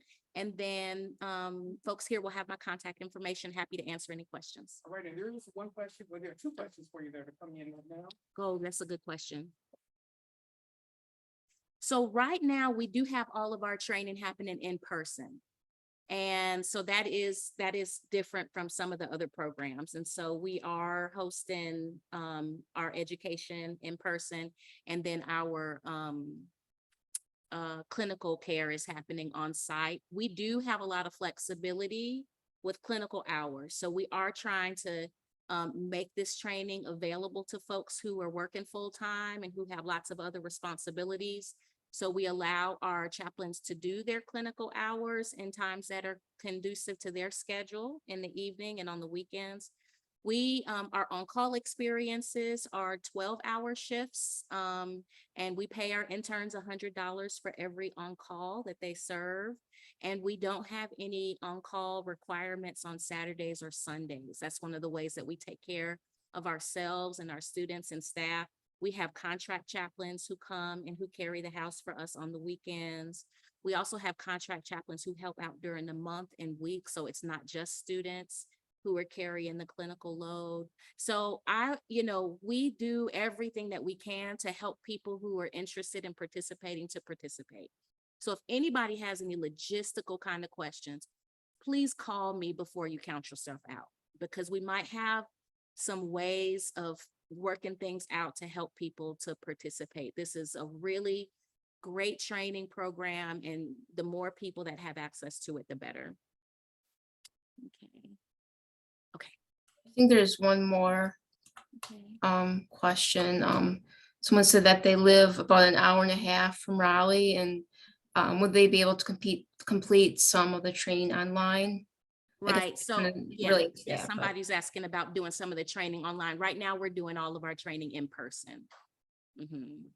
Right now, but if there's enough interest in pulling together a group, then we would be willing to have that conversation with folks. Yes, thank you. Thank you. Okay, thank you. And we also have Emily Vibrant, who is also a board member here at the Center for Chaplaincy, and she's coming to represent Atrium Health Baptist Hospital. And so she's coming to share with you about her program. She's also my neighbor. I know, it's my neighbor, my tell you, it's a good day. And I'm a proud Hood alum. I graduated with my D-Min in May with Dr. Pitt over there. So good to see you all. Thanks for having me be here today. Good to see all of you fine folks on screen. I don't have a lot to add because honestly, Kathy Johnson was just our primary spokesperson. So I don't think I need to say a whole lot more about our program. I'm so grateful, Kathy, for your work and your will. And I'm so glad you felt cared for, because oh my goodness, that was something else in our department that we have not experienced before. So I'm glad that you felt our care. I am Emily. I'm the director of the department. I have been working at Atrium Health Wake Forest Baptist for longer than it's had that name. So for 13 years now. I did my training there as a certified educator, and did my CPE training actually at a VA hospital in Tennessee, 2 different VAs in Tennessee. So I have some background. I'm really proud to say that our CPE program celebrated 75 years of CPE this year. In 1947, the director of our department called Wayne Oates over from Southern Seminary in Kentucky, and he brought 7 students to come do CPE in our hospital 75 years ago. So that's a really big deal. CPE will be 100 years old in 1925, so we weren't too far behind. I can say you heard Kathy's experience in the extended unit of CPE. That's actually a 9-month program. Students need to do 10 to 12 hours of clinical work. And that clinical work can be in your parish setting. It doesn't have to be in the hospital. It could be in a work setting. So this is why we've had some hospice chaplains who don't have CPE experience, who want CPE experience, have come in and used our clinical training. And then we've had students like Kathy who do their clinical work in the hospital. So we're very flexible around that. We also have sites, Wilkes Medical Center, Lexington Medical Center right up the road, Davie Medical Center, and High Point we can have students placed at any of those clinical facilities, and it would be helpful to our staff to have students there. So if you're interested in interning in one of those programs, you would apply to our congregation-based program, and we would have that conversation about where you'd like your clinical setting to be. We have had some distance learning, particularly when we've had some interns. It depends on where interns is placed as to how much distance learning we offer. It wouldn't be far out of our system, but within our system, we could work towards that. So we're flexible in that way. We also run a 12-month residency program. The applications are usually due in December of this year for the following August. So I don't know how much Betty Anna covered, but we try to be good stewards of, and so people who have 12-month residencies, hospitals, we typically have a same admissions notification date because we think it's fair for you all to know which places you got into, and you get to make your choice. And you will be notified on the same day if you apply for the residency from most centers. So if you apply to more than one center, you should hear from those centers on the same day. So then you can choose. And that actually helps all of us. We do have a summer intensive internship, which is 10 weeks. It usually starts the Tuesday after Memorial Day and goes through the first week of August. Since it's 10 weeks, it's very tight. So you can't miss a lot. You can't have like a whole week vacation off in there, but we're happy to have you there. It's a really different experience between being in an intensive program and an extended program. So it really depends on your time and interest. I just also want to reiterate, there's so many good transferable skills that you get in a level 1 unit. So even if you're not interested in being a chaplain, there's so much important life work, I think, that can happen. And I heard the word restorative, so I'm sorry I missed your presentation, Betty Anna. But there is a lot of restorative work or preparing for how to be restorative in your pastoral career. Are there other questions? We are a level 1 trauma center. If you're based in the medical center in Winston-Salem, it's a level 1 trauma center. We have all the service lines, including a comprehensive cancer center. We have lots of interesting staff roles. One of the reasons our department is named Faith Health, it's all one word. There's no and in there because our vice president and we believe deeply you can't separate the two. So we believe in holistic care. And we have some really interesting initiatives. We have a first responder chaplain program that's based out of our division. We also do a lot of community-based work. We have a chaplain who's specifically in transitional care, focused on our care for the unhoused community. So we have lots of interesting roles to explore if you choose to come to our program too. And in the state of North Carolina or roundabouts, you're really lucky to have a lot of really good CPE programs to choose from. I have great esteem for all of my colleagues across the state. So I'm happy to talk with you about our program. I'm happy to recommend one that's closer to you because we all know a lot of these people and have trained with these people, and I'm really grateful to have such good colleagues. Any questions? I see one that's coming up. Any representative serving or any senators that you know of right now serving the Columbus or Brunswick counties in North Carolina. And one that comes to mind for me is Kate Beard, which is in Fayetteville. And that's, I can't remember who the supervisor is there. one moved from there to New Hanover recently, so I don't know what the status of Cape Fear is. Right, same here. Mm-hmm. Okay, good question. Yeah, there's another question there. I think they want your contact information. Okay, okay, I'm happy to, Type that in. and I didn't bring my reading glasses, so. You wanna borrow mine? I know, seriously. Let's see, I am. And I also have business cards for those who are here. Am I spelling it right? Can y'all see how I'm spelling my name? Yep. Okay.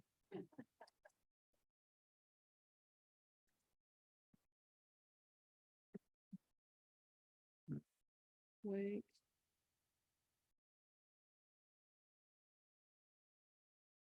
Did I spell that right? wakehelp.edu. Yes. Oh, I did not spell my name right. That was not right at all. Sorry, y'all. I think I have my name.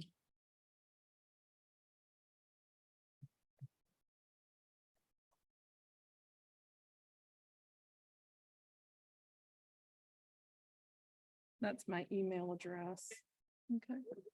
And if you want to see our programs, just go to www.wakehealth. And it's very confusing because there's Wake Med and Wake Health. Wake Forest Baptist is in Winston-Salem. So that's confusing.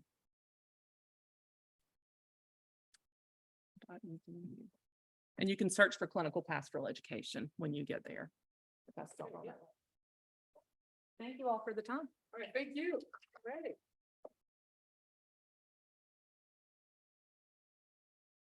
All righty, and Betty Anna, you want to come back? All right, come on.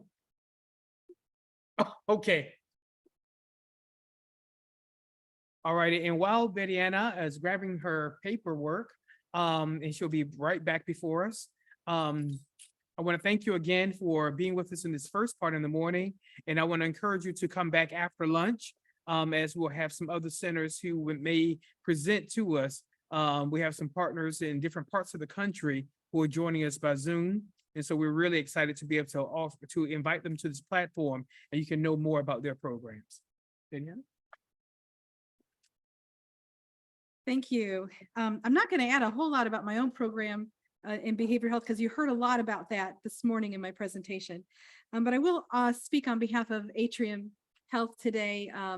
We have many programs within Atrium Health. It's a fairly large system. And so we offer residencies, extended internships, and intensive internships. Some of our programs meet in person, some of our programs meet online. There's a lot of flexibility in regards to being able to get your clinical hours in. I think all of our programs, the clinical hours must be completed in the clinic. We do give up to 5 hours of credit for a parish ministry towards your clinical hours each week, but the remainder of those clinical hours must be completed on campus in a clinic setting. Some of our programs, we have a bilingual program that we're really proud of. Veronica Martinez Gallegos started that last year, and it's a nice partnership between Atrium Health Maine and Atrium Health Wake Forest Baptist. There are students in both programs. Their education is done together, and it's a really wonderful program for our Spanish-speaking population. And it is the program is done in Spanish and English, and so it's really opened up a wonderful door of opportunity for our Spanish-speaking pastors and folks interested in clinical pastoral education. We have programs in Cleveland, Pineville, Behavioral Health Davidson, Atrium Health Union, Atrium Health Carolinas Medical Center, Atrium Health Cleveland. So lots and lots of programs kind of in this Charlotte and extended Charlotte area. In order to apply for our programs, you would go to atriumhealth.org and do a search for spiritual care once you get there, and it would bring you to our landing page that would have the application for clinical pastoral education, and it would tell you all about our programs, the dates they're running, and give you the information you need to be able to apply.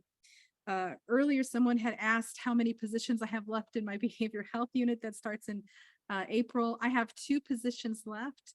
And so if that's something that you're interested in, I would need your applications right away because I am interviewing presently to fill those 2 positions. So please reach out in the immediate if that's something that you're very interested in. Any questions? I feel like I did a lot of talking this morning, so I'm not sure what else to say. I will say Atrium Health has been a wonderful organization to work for. I started out my education there as a student working towards becoming an educator. Got hired there, have been working there for several years, and I love the work that I do, and I love the support that Atrium Health as an organization has for spiritual care. It's been a wonderful partnership. Any questions?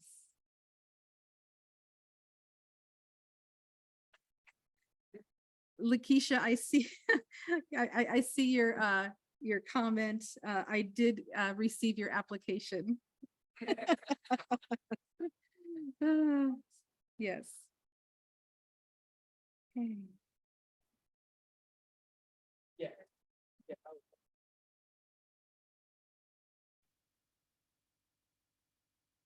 Okay. Do I need to put something in the chat or? So, let me, Okay, very good. Got it. Okay. All right. Thank you all.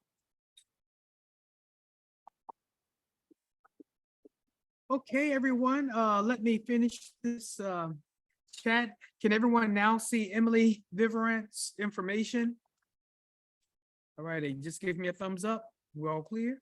Okay, great. Well, everyone, we're going to take a break for 1 hour, and we will return at 1 o'clock. We're not going to shut down the Zoom link. If you want to just stay online and logged in, we're just going to turn off the camera, turn off the microphone, and we will see you again at 1 o'clock. And thanks again for being with us.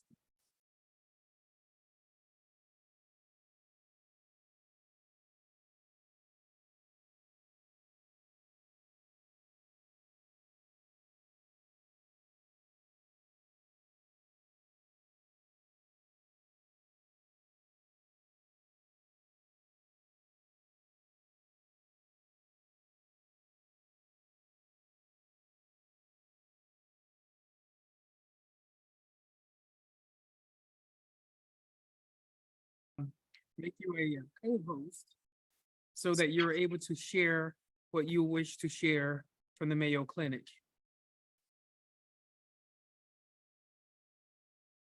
You let me know when to go. I've got a few students who are going to join us as well. So Oh, let me that's go, beautiful. let me go tell them to log on as well. Thank you. Okay, that's beautiful. I'm gonna find you. Are you going to say something? We need to get on. There she is. Yeah, and you have to type in and ask them the stuff. You have to just get on. Chelsea, can you help them get on?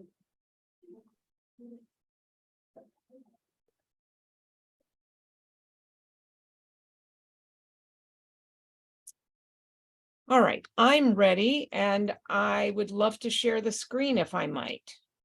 Okay, well, let me take a moment to welcome everyone back again. It is such a delight to be able to gather in this space with one another. We have had presentations from Atrium Health in Charlotte. Yes. Okay. We have had presentations from Atrium Baptist and Wake Med. And now we are delighted to present another partner from the Mayo Clinic in Rochester, Minnesota. And so Karen, the floor is yours, and we look forward to hearing from you. Thank you so much. My name is Karen Heaston. I'm the program. Can you hear me? Let the participants in this space, we're not able to hear you that well. Let me see if I can do something about that. All right. If I turn this up, does that help? Let me see. I'm trying something on this end. So go right ahead and speak. All right. So I am the program director for the CPE program at Mayo Clinic. And I am delighted to be invited to be here today. I spent a little bit of time this morning checking out your website to find out about your Master of Arts in Chaplaincy program. And it's just plain exciting to see what you're doing there. So without further ado, I'm going to attempt to share this and show my slideshow from the beginning. There we go. So as I said, I'm from Mayo Clinic in Rochester, Minnesota. We are about to have winter here. It seems to be getting cold finally. But I also would like to introduce the residents who have just joined us. You see they have a title residence. Mary Triplett and Maureen Montague and David Wakely are the three that are here today. There's one other, but she was on call yesterday. So let me very quickly tell you a few things about our history, and I want to leave a few minutes at the end for some questions. So Mayo Clinic was built in the middle of rural Minnesota. It so happens there was a little town here in Rochester, Minnesota, and William Worrell Mayo, Dr. William Worrell Mayo, came here and established himself during the Civil War as a Union Army doctor.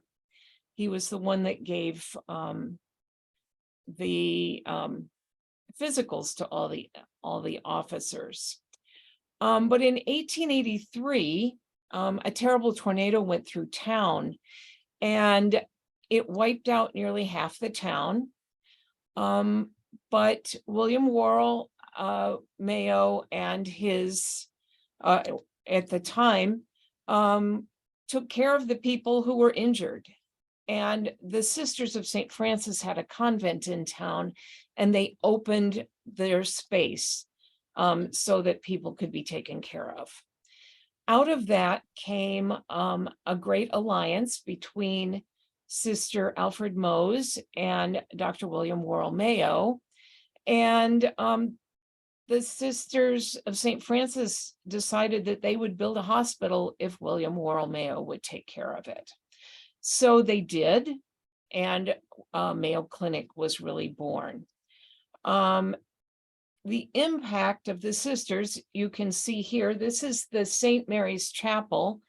It is really as beautiful as it looks here, as is much of Mayo, because we've built here with great beauty, because William Worrell Mayo believed that beauty had an impact on how people lived and how people healed. And so they built beautiful spaces for people. The sisters also made an impact on the Mayo Clinic values. Together, the doctors Mayo, including Will and Charlie, Dr. William Worrell's sons, really began the tradition that said that the needs of the patient come first. This is our motto here at Mayo Clinic, and it is something that we really do live out all the time. We did not get to be one of the top hospitals in the world without living this out. And so people come here from all over the world. Students come here from all over the world. And we provide excellent care, lots of times care that no one else has been able to provide. And people do get better, and they go home and they celebrate their lives. The Sisters of St. Francis have always lived with a rich ties set of values: respect, integrity, compassion, healing, teamwork, innovation, excellence, and stewardship. They've given these to Mayo Clinic, and we think of this as our DNA, the very DNA by which we live. The Mayo Clinic symbol has 3 shields. The biggest is for patient care. That is primarily what we do. But there are 2 others. One is education, and the other is research.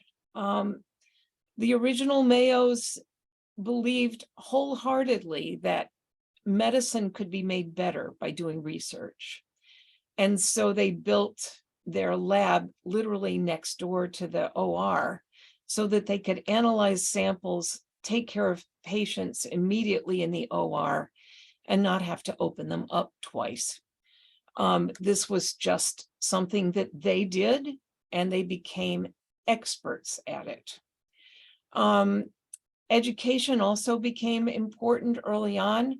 We had a nursing school here for many years. And of course, you know that we have a huge medical school that trains people who leave here to go around the world to practice the art of medicine. This is a picture of my very first class here of residents. That was about 5 years ago.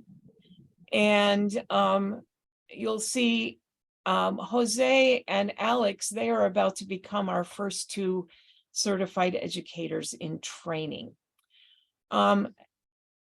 You have access to this. I'll be glad to send this on so that you have access to our ad, which will tell you how to get on the internet and apply for internships and residencies. But let me quickly describe to you what we do during the summer internship, because I believe that's one of the things that you might want to apply for. Mayo is a huge place. We have 2 campuses, a St. Mary's campus and a Rochester Methodist campus. And then the Mayo Clinic buildings themselves, we occupy most of downtown Rochester and have about 12 to 1,600 patients. I can't quite remember what hospitals have how many at this point, but they continue to build. Each summer, we invite 4 interns to come on campus, and they work on the Rochester Methodist campus. It is the smaller of the 2 hospitals, but they also do on-call at St. Mary's Hospital. The CPE internship, as you can see, provides intro to spirituality or spiritual care and chaplaincy, an extensive orientation, which is needed because Mayo is so large and has so many things to learn and to offer. Each student is assigned a mentor, and before people get to be on call at St. Mary's, we provide a wonderful experience in our simulation lab that helps the group see each other in doing on-call scenarios, but also really helps to help people prepare for whatever will come in the days ahead. And inevitably, someone comes back and said, you know, that scenario we did, it just happened to me this week.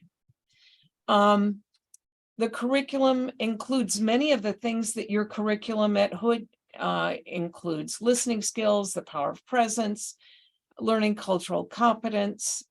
We talk about the Enneagram, genograms. The students get to lead worship for the psych hospital a couple of times during the summer. We orient to ministry with various types of faith traditions. And we are fortunate here to have a woman in our department who is a Native American, and she helps with the Native American population and helps us do smudgings for the Native Americans who need that. And of course, no CPE program would be complete without verbatims and IPR and didactics and individual supervision. For those of you who might want to go on and do a residency, we do 3 units of CPE, and you can see the parts of that. They're divided in it's kind of a bigger development of what the interns do. And finally, we do offer certified educator training. It's the newest addition to our CPE program. And it takes about 3 to 4 years to become an educator. But I would really like to open this to questions. I'm going to call on the current residents and to ask them if they have anything that they want to add in particular quickly, because we have about 5 minutes, and then we'll ask for your questions as well. Mary, would you like to share since you did this? Oh, Yes, I would like to. I have done the summer internship here this past summer and then stayed on for the residency. The summer internship was a wonderful learning, growing experience, challenging personally, professionally. So glad to be able to stay on for the residency, which is an extended version of the internship. And I could go on, but I don't want to take up too much time. I want to allow David just a second to talk about how the program adapts to our interests, or like godly play and pediatrics and some of that. Yeah, so what Mary's referring to is that, you know, during my interview with Karen, I made it really clear to her that I have some particular interest that I really wanted to pursue while I was here. Pediatric chaplaincy is what I feel is my call, and I'm a trained godly play storyteller, which I won't really go into, but it's a way of introducing scripture in a pastoral way that's very open-ended. And Karen was very gracious, and not only gracious, but excited about, you know, making space for me to include that in my ministry here. And I have no doubt that if any of you have similar interests that you'd like to pursue, she, I know, is going to be more than open to having those conversations with you to allow you to pursue your learning goals. And the one thing I wanted to add, from a personal standpoint, I moved here from the West Coast. So it's been a big jump. And so what I really appreciated is the amount of mentorship that I'm receiving through Karen's CPE program. It's wonderful. It's a great staff, and the staff is very excited about interns and residents, and the entire staff is supported, not just the educator, but the entire spiritual care staff has been very welcoming. thanks. Dr. Barrow, did you have any questions you wanted to ask, or are there students who want to ask? Thank you so much, Karen, for that. And so we have a room here with 5 individuals at this particular point. And so I am checking in with them now to see if there are any questions, as you have some fellow CPE educators who are here, and they're glad to meet you. But we also have 2 students who are present, and to see if they have any questions in regards to your program.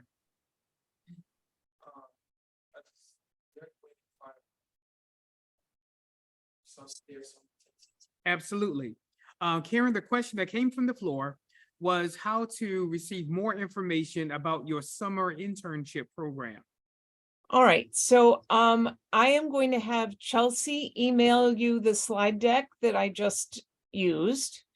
And on that deck is the advertisement, and it has the links for the internship and the residence applications. Also, you can contact me. I've put my name, my email address in the chat, and I would be glad to answer any questions by email or even to talk with you on the phone. Very good. And I will have that information in my office. And to the student, I will be able to send that directly to you. And that won't be a problem. Okay, very good. Other questions? All right, well, thank you again, Karen, and your residents who joined us all the way from Rochester, Minnesota. Yes, Typically on indeed. the East Coast, when we hear Rochester, we're thinking of New York. I know that that's true. I am actually a native of North Carolina, so I have very fond memories of wandering around your neighborhood. Wow, wow. So I was born in Raleigh and I've lived in Charlotte and in Asheville and in Winston-Salem. So I declare. I have been around your neighborhood. Very good. Well, welcome home, even if it's a virtual stop Indeed. by. Yeah, so thank you so much. I am incredibly impressed with the program that you've put together there. So keep up the good work and please come to Mayo Clinic. We are looking for people to apply now, soon, within the next month or two, because we are interviewing now for the summer internship. Okay, All right. thank you again. Blessings. Take care. Blessings. Bye-bye. Bye-bye. All righty. And I want to take a moment to check to see if there are other centers who may not have had a chance to share with us as to your program. I think everyone else, there are students who stay with us all day to hear from the respective centers. And so at this particular point, we're about to bring this to a close. In terms of further contact information with the 4 or 5 centers who've been represented here today, I will have that information in my office. So as the director of the Center for Chaplaincy, I will be able to send that information to you directly. And let me place my email in the chat so that you can, most of you know me, but if you do not, I am placing my email contact in the chat so you can contact me directly and I can forward the information from the respective centers. If I can spell seminary correctly. Okay. So as we come to a conclusion, I want to say to our partners, Betty-Anna, thank you so very much for your presentation, and Emily in absentia, and also Leslie, thank you for being here, and Jeannie, yes, indeedy, thank you. We're also delighted to have Karen from the Mayo Clinic who presented on today as well. And I want to say to you students, thank you for your interest in CPE, and thank you for being a part of us today. Our journey continues. And so if there's any way in which the Center for Chaplaincy can be of assistance to you, we're here. Just reach out to us and we'll get information to you. And stay tuned for other days and other events that will be coming up very, very soon, perhaps in the month of January or February. And we'll continue to sponsor events here on campus as well as things available online. But again, thank you for being with us. And may God continue to smile upon you. And may God's blessings be upon you all. Take care.